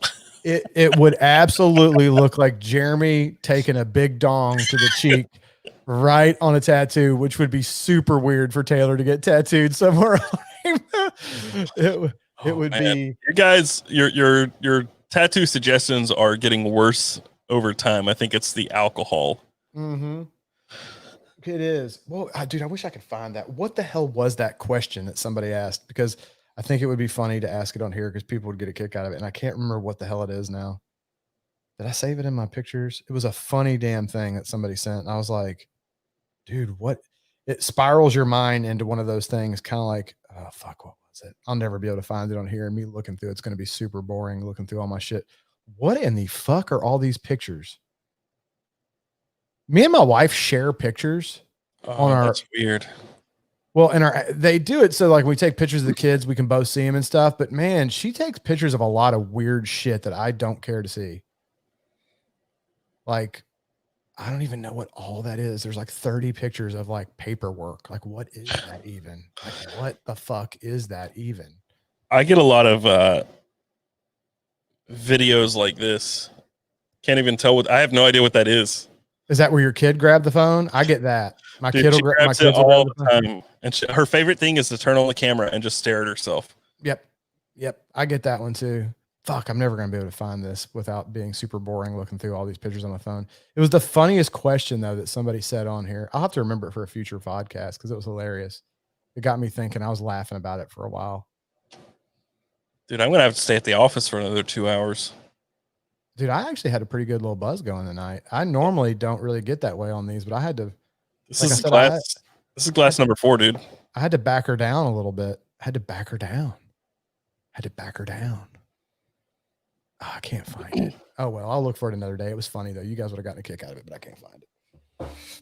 It was one of those things, the chicken or the egg kind of thing, makes you think in circles kind of shit. Oh, I know what it was. No, wait. How did it go? I don't want to fuck it up. Fuck. It had something to do with Pinocchio and his nose. It was. Oh, fuck. I can't remember. I'll have to look it up and remember. It was funny, though, because it was one of those things that got you thinking in circles. Anyway, I've gone on about that long enough. Someone asked if I did the giveaway on Instagram yet. Yes, I didn't announce the winner. I updated the post. I think. Was that on those wallets? Yeah. What was the deal with those? They look pretty cool. They're like very minimal. I have 2 left right here. They look pretty cool. I have mine. It's in my back pocket. Hang on. One sec. I normally have it in my front pocket, but it was clanking. So this is the slim titanium. It is super thin. It holds 6 cards, and it works like the Giltech ruck. I sent you one of those rucks, right? Maybe. No. You sent me the Topo things that I'll fucking love. Yeah. So my wife really digs those things too. I keep one downstairs. She opens all the boxes with it. She loves it. So you just push to slide open the card, like slide the cards out, right? And you can fan them out. I don't want to expose all my cards, but just put all your info here on the internet. Yeah. I'm sure nobody will buy a bunch of shit on your card later today. Yeah. So you can just push to slide them out. I grab from the back to pull them out like that, but I should take this off. Yeah, but it's a super minimal design. I really have enjoyed it, but the way it works, I'll show you real quick. Somebody said Google Pinocchio's paradox. That's probably what it is. I'm good for it. Keep going. I'm thinking. So there's just a little spring in the center here. See that, Jeremy? Just like a little pressure, like a spring. So you put these under the lip, push the spring in, and then it just puts pressure to hold them in there. Yeah, so they're not going anywhere. I mean, that's like a super minimal way to do that, right? Yeah. I mean, this has become probably my favorite wallet because the cards, they don't move. They're not coming out of there. And this is probably as thin, if not thinner, than most of my leather wallets. I mean, look at that. It's super thin. I mean, it actually kind of reminds me of like a that's 6 cards. It's thin. Yeah. It's dare I say better than any Travex I've tried. Just saying. I love the Travex Armored Summit, but this thing is thinner and easier to use. So basically the Pinocchio's paradox, right, says the paradox arises when Pinocchio says my nose will grow now. So if Pinocchio says his nose will grow now, does it grow? You're thinking, what the fuck are you talking about, Jerry? But think about it for a second. Well, if he's lying, then it will grow. Right. If he's not lying. So if he says his nose only grows when he lies. So if he says my nose will grow now, he's lying. Right. But then he's not lying. So it wouldn't grow. But in my mind, he's lying because he doesn't know. You know what I'm saying, though? It's one of those things you're like, oh, yeah. You're like, wait a minute. So will it grow or will it not fucking grow? Hold on. So if he says it'll grow, it only grows when he lies. So it would grow. It's not growing. Jason Davidson says every wallet is your favorite wallet. You're not wrong. I like a lot of wallets. I have like a top 4, I'd say. But sit on that on a hard bench with that in your back pocket and say it's better than leather. Then I normally carry a wallet in my front pocket. Dude, I never carry a wallet in my back pocket. Never. It was in my back pocket today because I'm doing this fixed blade carry and it like clanks against this. It just sits funny against this because I have this in my front pocket. Normally a knife isn't this big in my front pocket. So I typically have a wallet in my front pocket, but because I'm doing fixed blade, I've mixed things up. I stopped carrying. When I was younger, I carried one in my back pocket. And then years ago, I stopped because it was part of when we were talking about back problems earlier, right? And one of the things my doctor told me, he's like, stop carrying your wallet in your back pocket. That's one of the things that fucks people up the most because you're kicked off and it puts pressure on your sciatic nerve and everything else. So I never carry wallets in my back pocket. I always front pocket wallet carry. I don't know if the wallet was what gave me scoliosis. Probably not. I used to carry a straight Costanza wallet back in the day too. I've had a slim wallet since high school. I've never had a big wallet, but I had a motorcycle accident actually 2 days before I graduated high school, and I think I broke my tailbone, and I think that was what did it. Your coccyx? Coccyx, yeah. Is it coccyx? Isn't that what your tailbone's called? Your coccyx? Yeah, I broke it. I never went to the hospital, dude. I broke my arm in 2 places. You can feel the bone where it did not heal exactly in line, or maybe there's some like calcium buildup around it or something, but you can feel the bone in 2 places where it broke, and I broke my tailbone. Dude, I got to show you my wife's arm sometime. What did she do? She broke her arm on her growth plate when she was a kid. So It looks perfectly normal, like when she's standing. Like her arms look perfectly normal. Mm. You would never know in a million years. You told me about this. But when she goes like this, it goes like fucking 45 degrees past straight if she wants it to. Like it's weird. So I always joke with her and tell her, I'm like, babe, we need to get you better with a firearm. Because if anybody breaks into the house, I'm going to give the gun to you because you can shoot around corners with that fucked up arm of yours and stay behind cover. And she's like, but yeah, I mean, like I said, when you see her, you're like, oh, she's got a normal arm. What'd you talk about? And then she goes, whink. And you're like, oh, because it goes like in a direction that you wouldn't think it should go. That's crazy. Mine, I never went to the hospital, but several days after, my arm was very swollen and black, and I was working as a loader at Lowe's Home Improvement, and it was not a good time. There was a person who bought, let's see if I can remember what it was. I think it was a 6x6 treated 20-foot long board. That's a big one. That's a big board. It's very fucking heavy. And I remember picking it up mostly with my right arm and putting it on my shoulder and trying to balance it in front of me with my left arm, which was the broken one.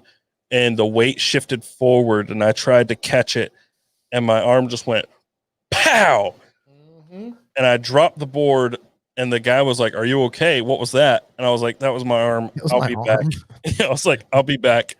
And I remember going to the break room, popping 4 ibuprofen and just sitting there and telling my boss to go load the wood. I was like, my arm is done. My arm is proper fucked.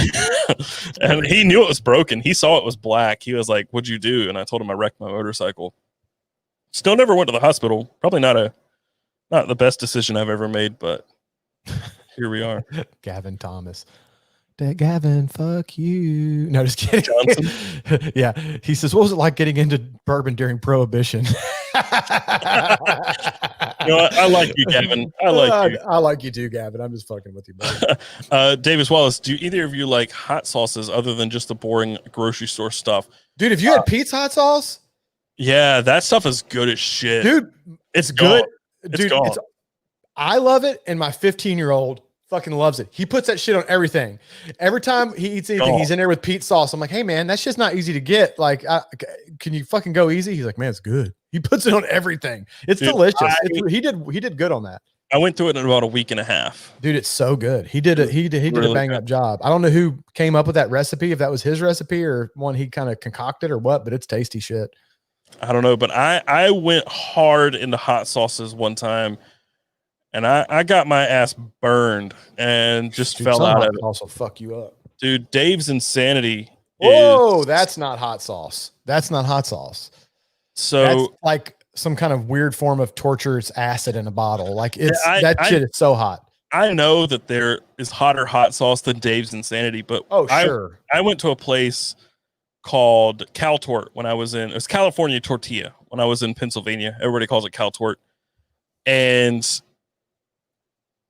they have a wall of flame. So they have a wall that's nothing but hot sauces and everything is rated 0 to 10 plus. Mm-hmm. And I had tried all the 9s, all the 10s, and I started grabbing the 10 pluses. And one of the 10 pluses was Dave's Insanity. And I sat down at the table and just I started shaking it and it wasn't coming out. And I shook it a little more. And then, dude, that shit just exploded on my burrito. And I'm like, oh, okay. I'm done. All right. So I took a bite, and Dave's Insanity, some hot sauces are like a slow roll. They'll slowly build. Dave's Insanity is just instant. It's instant death. Your face starts to go numb. It's just boom. Mm-hmm. Instant. Dude, I was crying. I was determined to finish that burrito. I'm not wasting a $10 burrito. Do I look like a person that wastes a $10 burrito? So I'm crying, dripping in sweat, and just chowing down on this burrito. And Alex is like, just go get a different one. Like, buy another. I'm like, no, I'm finishing this burrito. It was one of the worst experiences I've ever had in my life. It's so hot. When I was younger, I worked at a place, and that was one of the hot sauces we had. They had a very good selection of hot sauces. And that was one of the hot sauces that we had up. We had to start keeping it in the back because people would ruin their food with it on a regular basis because they didn't realize how hot it was. And I remember one of the guys had been cleaning the bottles, like, cause drips get down, and he had been cleaning the bottles and then didn't wash his hands, and he went and took a piss. And then like he's out there back there making food, and he starts fucking dancing around. He's like, oh dude, I don't know what's going on. It's getting kind of hot. And then next thing you know, he's in the bathroom fucking with his pecker in the sink, fucking splashing water on it, trying to cool it off because he realized that it's Dave's insanity residue that he got on his junk and had him on fire. That stuff is too much. Like if you're cooking a big meal, a drop of that is good. Dude, I think they say in a gallon of chili, add like 2 drops for seasoning. In a gallon, like 2 drops. Yeah. So, I mean, yeah, that stuff's brutal, man. Yeah, 1 drop is enough. But dude, I had probably a tablespoon or more on that burrito. It was rough, man. It was very rough. I realized I'm not that tough. No, that. dude. I don't want to be that tough. Here's the problem with hot sauce, man. For me, it isn't the eating it that tears me up. I mean, it does. Absolutely. My mouth burns, my eyes water, my nose runs, all that stuff. I can deal with that. Right. It's later that I don't like. Yeah. I've not had the burn on the way out is way more unpleasant than the burn on the way in. I've never really had that trouble. Oh my God. Hot dude. for hot is bad. Joe says hot for hot is bad. Flavor with heat is good. Yes, absolutely. Agreed. And there's so many of those super hot sauces that's what they are. They're hot for the sake of hot. They don't have any fucking flavor to them. Yeah. Mostly what I eat is Frank's, Texas Pete, Cholula. I really love Cholula. Dude, Cholula is what I call Mexican ketchup. It's so good. Like Cholula and then sriracha. You know, I'm not a huge, did you just see me fucking sling whiskey all over the fucking place? No. I'm not a huge sriracha guy. It's okay on certain things, but like I'm not like a put sriracha on everything type guy. Like on certain foods, I really like it, but yeah, it's got like it's definitely an Asian. It's got a funkiness to it, right? Like a can I tell you kind of vibe to it that I don't enjoy on all food. So hashtag this is why I'm fat. Can I tell you one of my favorite things to do? So I don't really love like takeout Chinese. If I want Chinese, I want really good Chinese. But if you have to get Chinese, like delivery or takeout Chinese, one of my favorite things in the world to do is the leftovers the next day. Put it in a tortilla, like a big tortilla, like a burrito. Mm-hmm. Put it in that, put some cheese on it, melt that, put sriracha on it, wrap that shit up and eat it. And tell me that is not 10 times better than just plain Chinese. I mean, it probably is. It can't be bad. You're adding carbs, hot sauce, and cheese. Like, I mean, yeah. I mean, those are basically 3 things that if you add to anything, it's better, right? Yeah. Davis says, is it Davis or David that said it this time? Davis this time says, I've been very flamboyant with my glass tonight. I have. It's because these are new ones that I'm tasting for the first time, so I keep like whipping it around to aerate it so I can nose it. So, Void Walker says sriracha and ramen is the best. I've not tried that. I want to actually make my own ramen at home. I've been getting more and more into cooking lately. Dude, did you ever? Well, I'm not going to say it because last time I said it on a public forum, you got irritated with me. Not irritated, but you're like, dude, you're not supposed to say that. It has something to do with ramen. What's the thing that I wasn't supposed to say anything about ramen? There was something to do with ramen that you were doing. Oh, yeah, dude, I'm like a year late on that. Ramen micarta. Okay, did you ever do it? Oh, okay. I need to. I still need to. The problem is I was going to do it on a shaman. I was going to make the ramen shaman, but I don't have enough ramen micarta to make 2 scales for like 1 for each side for a shaman. I think ramen micarta would be the best thing ever. I agree. I think it would be hilarious. I mean, it probably wouldn't be the coolest looking thing ever. I think it's not going to be as good as just like a nice canvas micarta, but I think it would definitely be the coolest micarta. All right, hot sauce beginner. My favorite now is Cholula hot sauce. Any recommendations for next steps? Yes. Just fucking stay with Cholula. That shit's great. Dave's insanity.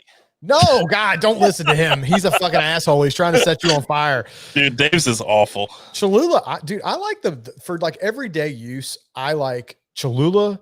I like Tapatio. Is it Tapatio the name of it? Is it Tapatio? Tapatio?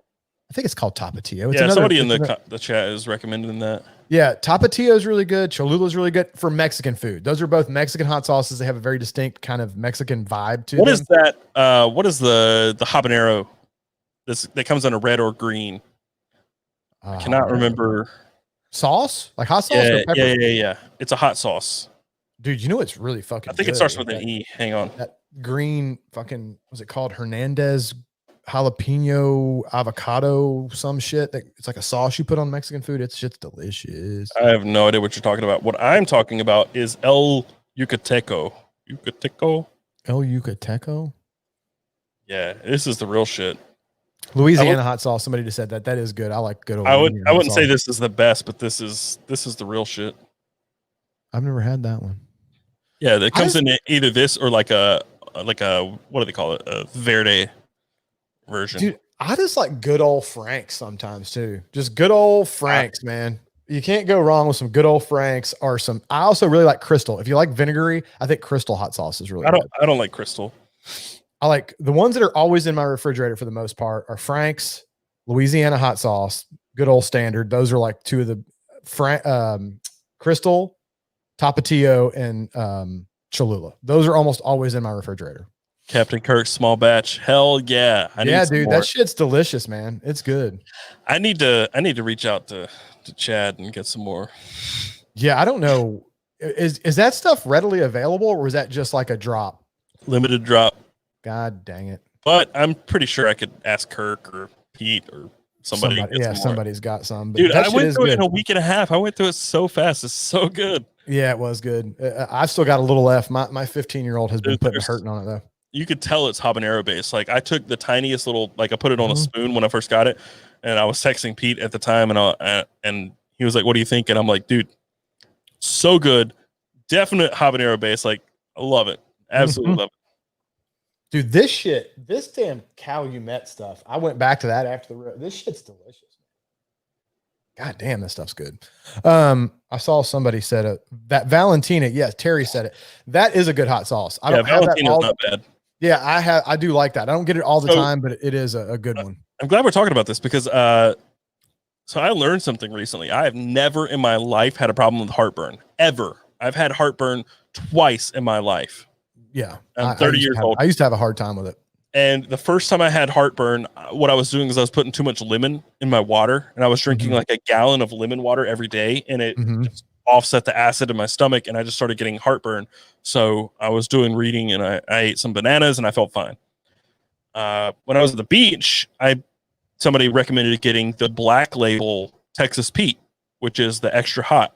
And I saw it, I picked it up because we didn't have hot sauce, so I brought the Black Label Texas Pete to the beach house, and I put it on my eggs that morning or the next morning. And dude, hot sauce on a fucking egg, like a breakfast burrito, a breakfast like egg and some bacon and some cheese and some onions and bell peppers and hot sauce on. Oh, hell yeah! A little bit of salsa, a little bit in a burrito. Oh, get the fuck out of here! It's so good. Oh, dude, you know what I made last week? What? No, this week. It was this week. Over the weekend, my mom gave me a can of coffee rub for steak. Dude, I've heard that shit's really good. It seems weird to me to put coffee on steak, but it's really good. But she gave me a coffee rub steak. It was very tart. But I don't have a grill right now. I have a flat top, and it was raining, so I cooked. So I cut the steak into very thin strips and put it in a frying pan, put that rub on it, and cooked it and put it in the refrigerator for the next morning. Cooked eggs, steak, put some hot sauce on it, put some salsa, just did like a steak and egg with some cheese. Dude, it was so good. Dude, but going back to the Texas I'm interested in the coffee rub thing, man. I'm interested in that because that's something in my head seems weird, but also in my head seems like something I'd like because I love coffee so much, right? But it just seems weird to put coffee on meat like that. Everybody's saying baking soda and a big glass of water will totally right your stomach. I was at my office, and the only thing I had was a banana. Dude, let me say this real quick. Don't lose your thought process. But somebody said they had heartburn at night, keeps them up. Let me tell you what fixed me. Now, this is opposite of what might be good for some people. So this is something you should try. And if it works for you, then it saved me. I had heartburn for years. I was on like acid pills that I took daily because I always had fucking indigestion. And somebody had said that a lot of time when you have heartburn, it's not that there's too much acid in your stomach. It's actually that there's not enough, right? And apparently this is going to sound like somebody's going to say, oh, you're talking about buttholes now, but you have a sphincter at the top of your stomach that closes to keep the acid from coming up in your throat, right? And if the acid in your stomach is too low, sometimes that doesn't close all the way, which allows it to back up in your throat and you get acid. So somebody told me to drink apple cider vinegar every day. So I started drinking a little bit. It's true. I started drinking apple cider vinegar every morning, like a little, you water it down. Like it's, look online. There's plenty of people. You make like a little drink. Get out. Pineapple on pizza is a sin. Coffee it is a sin. Is great. It is Coffee a sin. on steak is great. I wish we could time people out. Ed would get a timeout. Pineapple on pizza is a no. Ed, stop it. You've heard all of us talk about that. Actually, some people really love it. But anyway, just real quick, and then I'll let you get back to your point. So if you have acid problems, try doing a little bit of apple cider vinegar with water and like a little bit of lemon in it in the morning and drink that for like a couple weeks and see if it does. It made mine completely go away and I haven't had problems since. But anyway, go ahead. Sorry. I was just saying that I've eaten hot sauce on like everything since I was a kid. I love hot sauce. I put it on every single thing, almost every single meal. Mm-hmm. Love it. And this Texas Pete Black Label, it's got some heat to it. Way more heat than normal Texas Pete. It's not super hot. I don't think I've ever seen the Black Label. But it's definitely got some extra heat to it. Whereas they sell it in like grocery stores? Yeah. Oh. Where Texas Pete is like vinegar.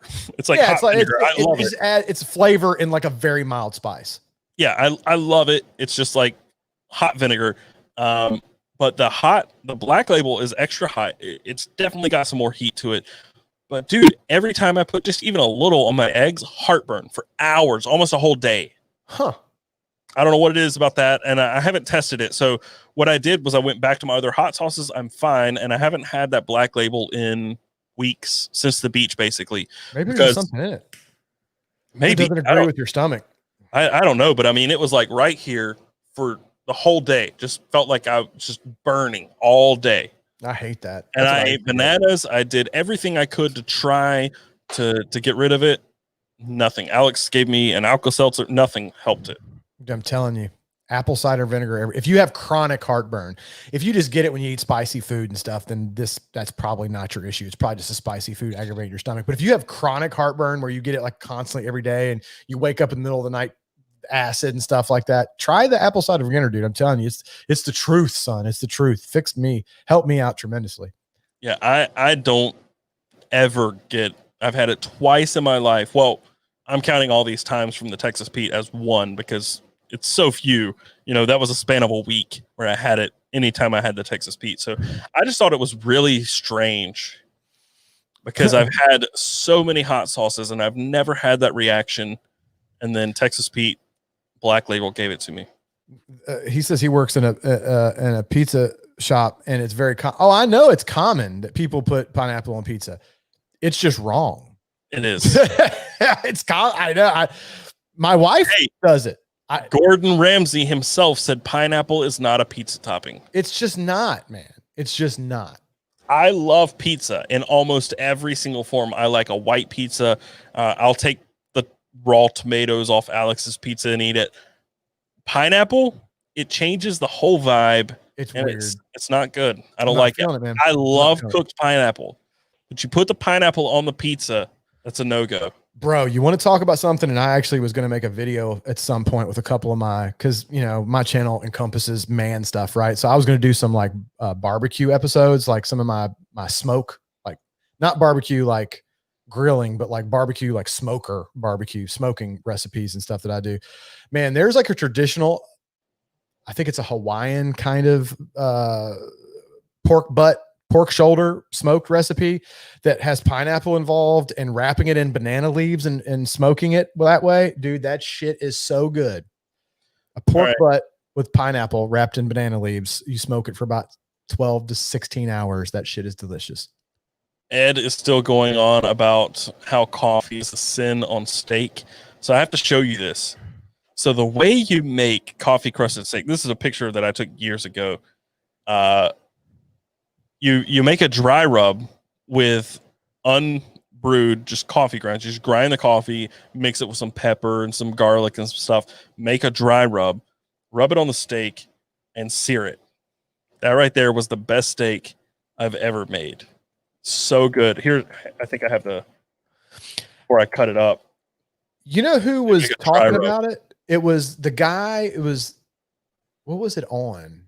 Oh, it was on the Black Rifle Coffee guys. They were talking about it. They had an episode with the guy that does the bow hunting and stuff. He owns like Knock On, or he has Light Up Knocks. He owns a company, I think. Anyway, he was like a professional archer for a while and whatnot. Anyway, he does a lot of smoking meats and stuff. And he did a dry rub on some stuff that he smoked, and it had coffee in it. That's where I heard that from. And they all said it was delicious. It makes a crust on the outside. It was so good. So this wasn't just steak. The one I made was coffee crusted steak.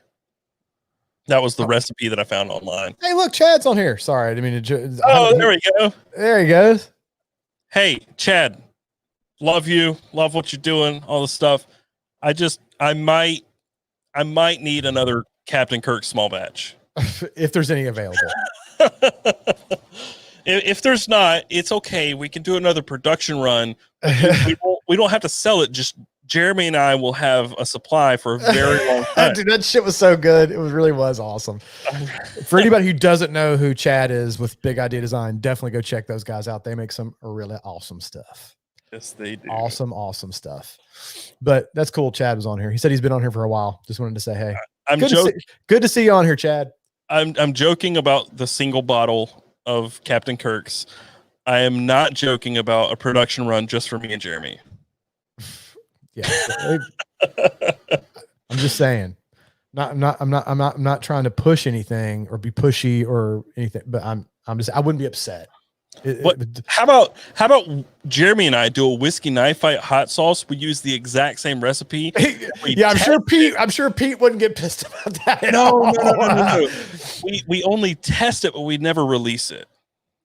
We just get a big sample. Well, that was who was it saying earlier? I should send them one of my ashtrays so they could do some product testing. Yeah, just like that. We just got to see. That's too funny. Maybe we just need to make sure it's not just the label that makes it so good. I love Chad. He's such a good dude. I know. We need to catch up, Chad. I hope you're still there. If you're, we gotta have Chad on here one night. We do. We absolutely. I don't know if it would probably be better to have him on like a real episode, not a hangout episode, because these are so fucking random. But yeah, have like a full on. And Chad said he'd be happy to do it. Have him on like a full on whiskey knife fight episode with Chad from Big Eye. He can talk about what they do, and as long as he's drinking some whiskey.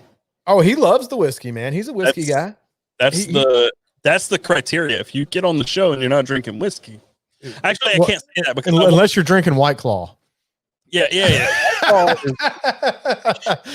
say that, but my buddy Dustin, I do want to have him on, and he does not drink, so I got to make an exception for him. But everybody else, we can have a few exceptions if they're like fundamentally against drinking because they're just not into that kind of thing. Then you can't get mad. But if they're a drinker, they got to have a whiskey. Absolutely. I'm not going to tell somebody that had an alcohol problem and has their like 20-year chip. There we go. He's still here. He smokes cigars. There you go.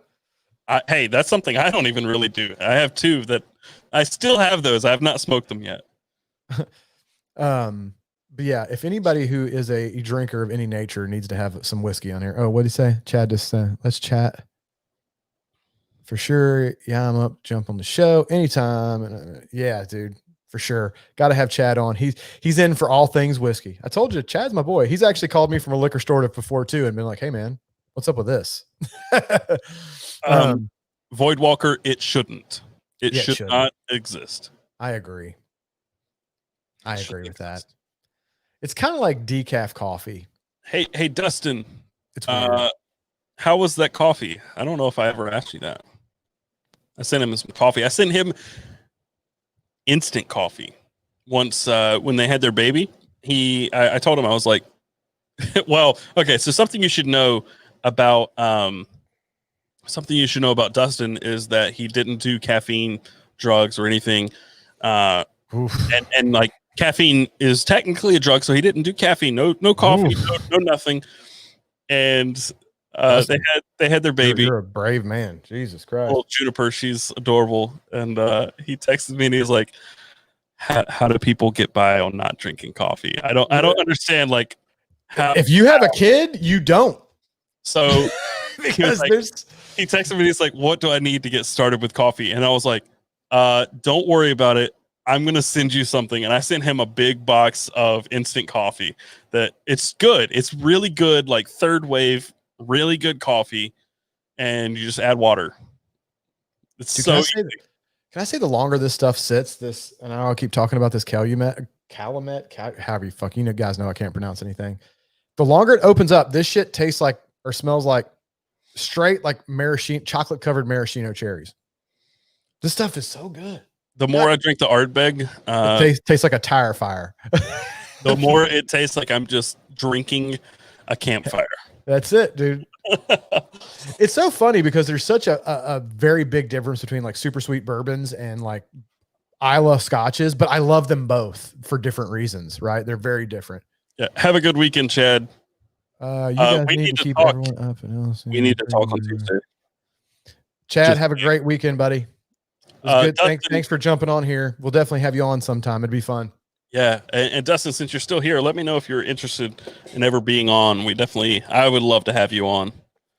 Absolutely. Chad's my boy, Blue. I love that guy. Such a nice dude. Chad's another one of those people like Pete and several other people we've talked about that they're just, you can't not like them. They're just too nice of a person. It's hard to not like them, Yeah, I agree. His brother's the same way, by the way.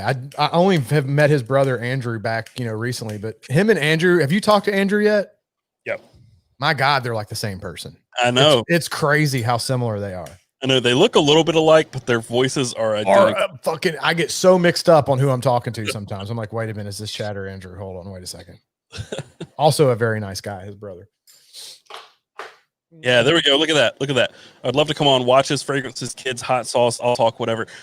You have been killing it on the watch game. I remember recently, I don't remember exactly what it was, but I remember seeing you post. Was it an old vintage Omega that you bought? I can't remember. We need to talk more. You need to text back more. Or maybe I need to text you back. Whichever one of us is dropping the ball and texting each other, we need to fix it. Oh, it's a Weiss. That's right. It's a Weiss 38. I want a Weiss 40. So here's the problem with our boy Dustin here. I don't know how he hasn't once you partake in a cigar and whiskey, it's just so good. I mean, the utmost respect to anybody who doesn't do those things, but oh my God, dude, it's so good. The two together are like heaven. It's heaven. There's certain things in life that life's not worth living without. Good whiskey, good cigars, good meat, like fucking steak, a good steak and a cigar and whiskey after a good steak. Come on, tell me what's better than an awesome steak dinner and then a cigar and whiskey to follow that up. What's better than that?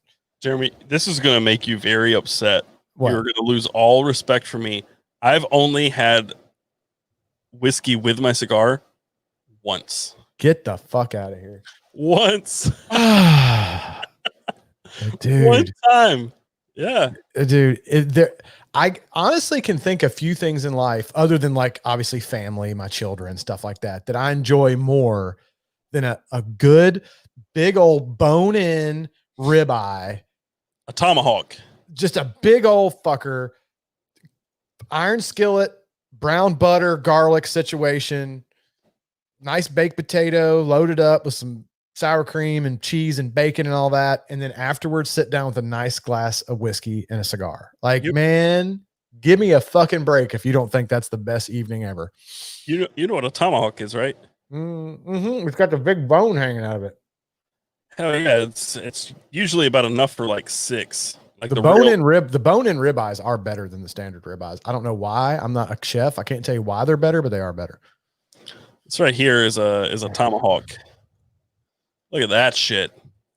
That's what I'm talking about, dude. You eat that shit with a big old baked potato, and then afterwards, when you got a food baby and you're so full you can't breathe, you sit and have you a nice glass of whiskey and a cigar. Oh, Jesus, come on. Yeah, I need to I need a tomahawk like that in my life. Alex's dad, I've had a lot of steak in my life. Alex's dad is the best. Actually, her dad and her grandfather on her mom's side, they're both, because her dad learned from his former father-in-law. Dude, they are both the best at steak. God, dude, a good steak. We have steak at Alex's dad's probably like every other Thursday. Dude, I love steaks. We get these grass-fed steaks from Butcher Box, and I think grass-fed steaks are actually better. They have like a different flavor than conventional steaks. They really do. That's a legit thing. I love them, man. I fucking love them. They're so good.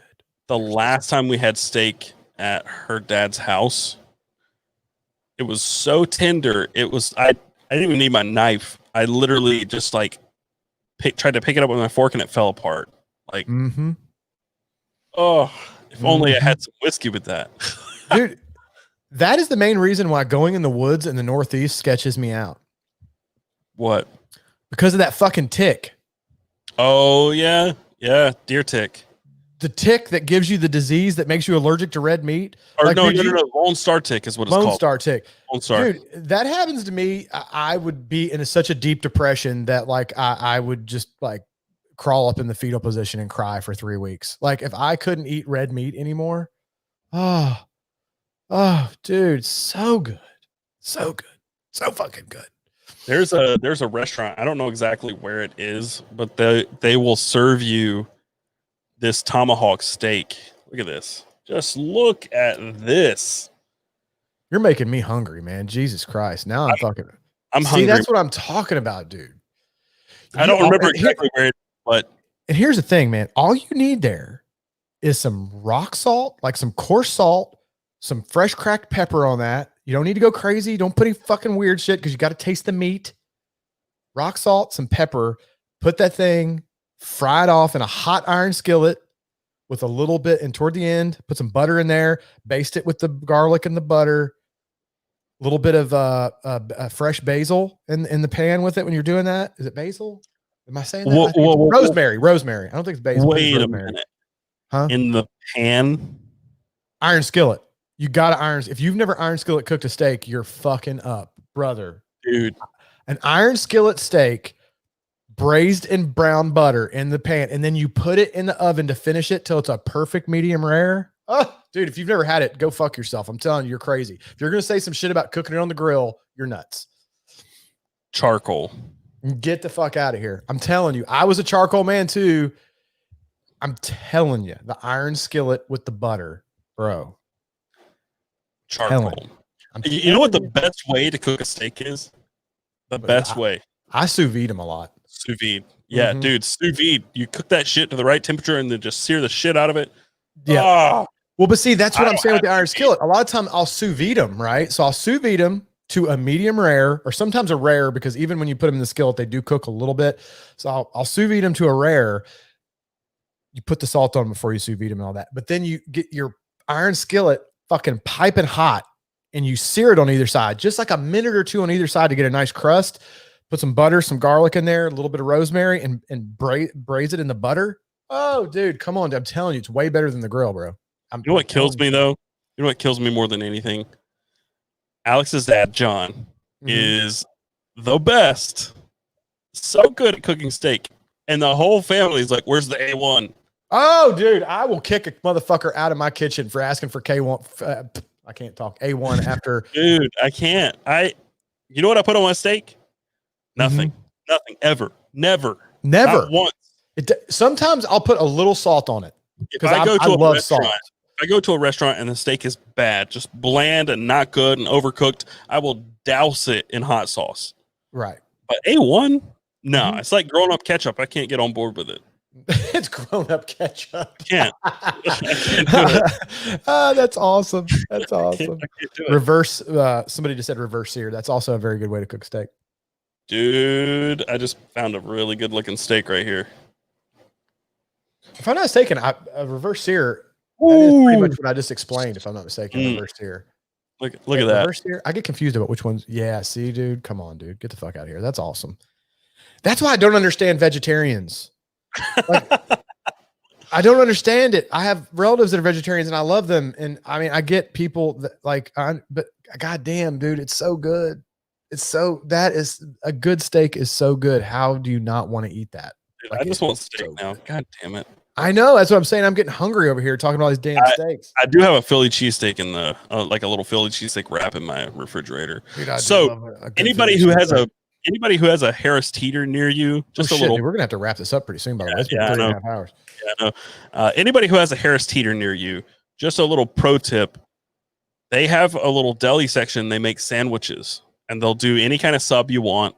They have a bunch of different stuff, and they're for a half one, which is a normal sub size, like what you would get at like Jimmy John's. A half sub is like $3 to $4. A whole sub is $7 any day of the week. Just go in there and get a whole sub. It's 2 subs basically for $7.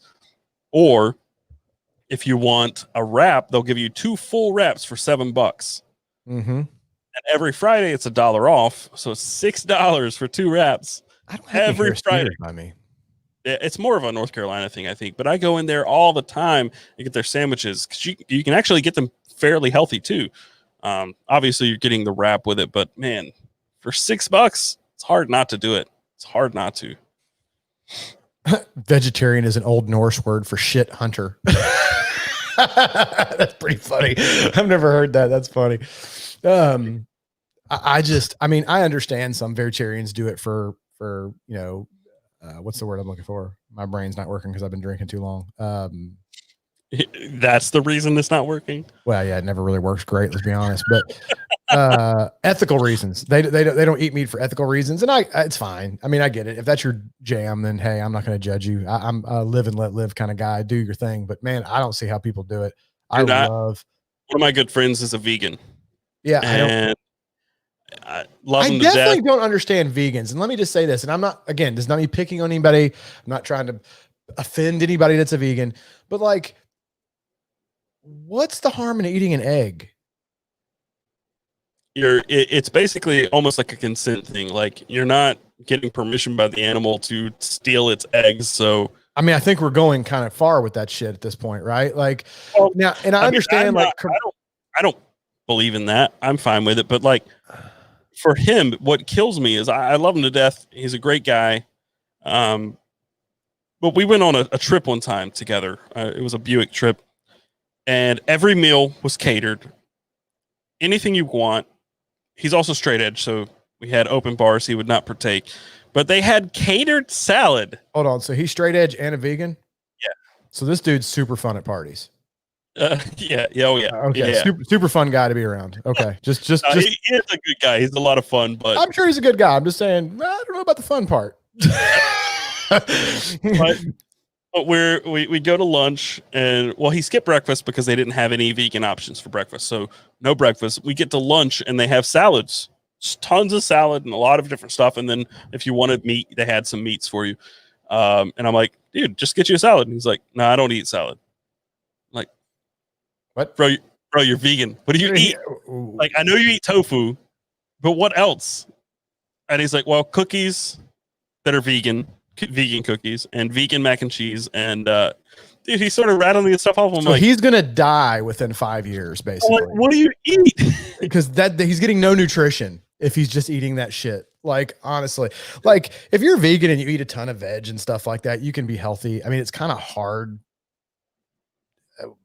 I know the biggest difficulty is the like diversifying your protein intake, because you get most of it from soy, and all of your protein intake from soy is not a good thing. And vegetarians and vegans hate when people say that, because I know my cousin that's that way. Every time I ask her, like, how do you get your protein? She's like, I get so tired of people asking me that.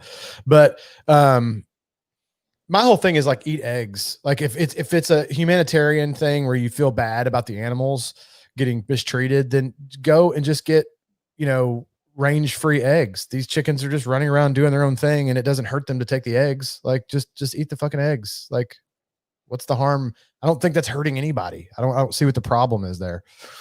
But I knew a guy in high school who was vegan, very prolific photographer, really good. Loved his camera.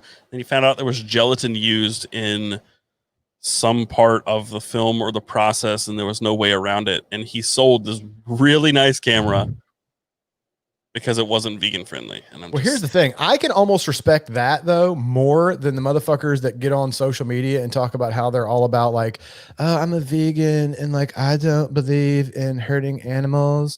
And then you see them in their new car with full leather interior and their leather shoes, and you're like, you just said you don't believe in hurting animals and you're wearing a ton. Your whole car is like 10 dead cows. Like, what are you talking about? Like, that makes no fucking sense. Like, get the hell out of here with that shit. So, yeah, I mean, I can respect people that are like full on more than people that are like full of shit about it. Chris Saunders, doesn't peanut butter have a good amount of protein? Yes, it does. Yeah, it does. No, I mean, look, my cousins explained it to me. She gets lots of protein in ways. There are ways, certainly ways to get it. Other ways. And again, I'm not picking on vegans or vegetarians. I have family members that are that. So I'll, whatever, live and let live. But I just personally don't get it. I don't. I could never give up chicken, steak, fish. Dude, my favorite meal, period, is of all the things in this world that I could eat that I really enjoy, my favorite meal, just fucking raw salmon. That's it. Just fucking salmon. That's it. Just cut that shit up and feed it to me, and I'm happy. It's one of my favorite fish. God, it's better not cooked. It's better just raw. Just fucking cut it off the fish, throw it on a plate in front of me, and I am a happy man. It's for sure one of my favorite fish. It's good. Love it. There's a restaurant right down the street from here that does a bowl. It's called a sake don, and it's literally a bowl of rice and salmon, and that's it. And you get on the side some seaweed paper. That's it. Yeah. It's my favorite fucking meal. Mm-hmm. Mm-hmm. So good. Mm-hmm. Okay, now I'm hungry. It's been 3.5 hours. You could tell we've all been drinking, and you know how when you've been drinking, you start getting the munchies. We've all been drinking. We're like, fuck, man, steaks and damn tacos and breakfast burritos. Oh God, I'm starving to death over here. Dude, we're getting angry talking about like completely amicable things. We're very hungry. Yeah. We're hangry. That's probably a good place to wrap it up. Yeah. Hanging out for 3.5 hours again. We still have 165 people. That's crazy. Yeah, dude. We did all right tonight. On such random topics for so long. That's amazing. You guys are the best. You guys are the best. We enjoy these. Hopefully you guys enjoy these little hangouts we do. And just like we've said before, parts of the podcast, we're probably not going to be doing a lot of interaction. There will be a Q&A toward the end of every podcast, but there's going to be a part of the podcast we're not doing a lot of interacting, so we can stay on topic. Well, as much as we can stay on topic with me being involved in the situation, but we do want to make sure we do these regularly because we do enjoy just hanging out and shooting the shit with everybody.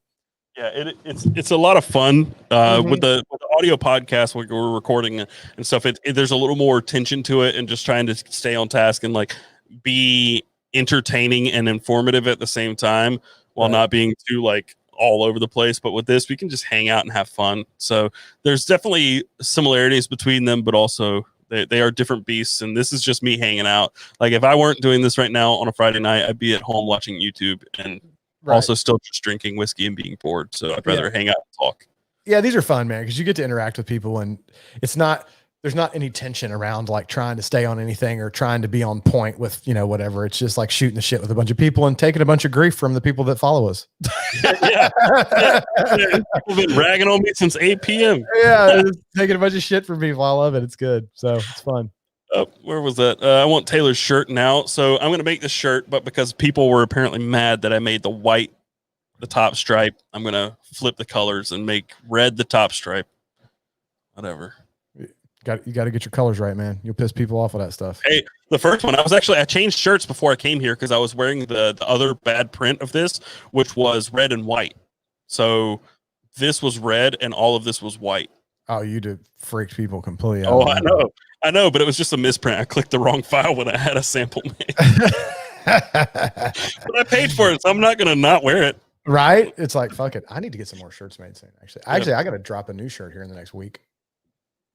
All right. Well, thank you guys for hanging out for 3.5 hours. Thank you so much. Appreciate you. Thanks everybody for stopping in and saying, hey. Yeah, we'll be back doing an actual podcast next Wednesday. Definitely tune in for that. And until then, I don't know what to say. I'll see you guys later. I don't know. Peace out. Have a good weekend. Be safe. Have fun. All that good stuff. Yeah. All of the things that he just said. Mhm. See you guys.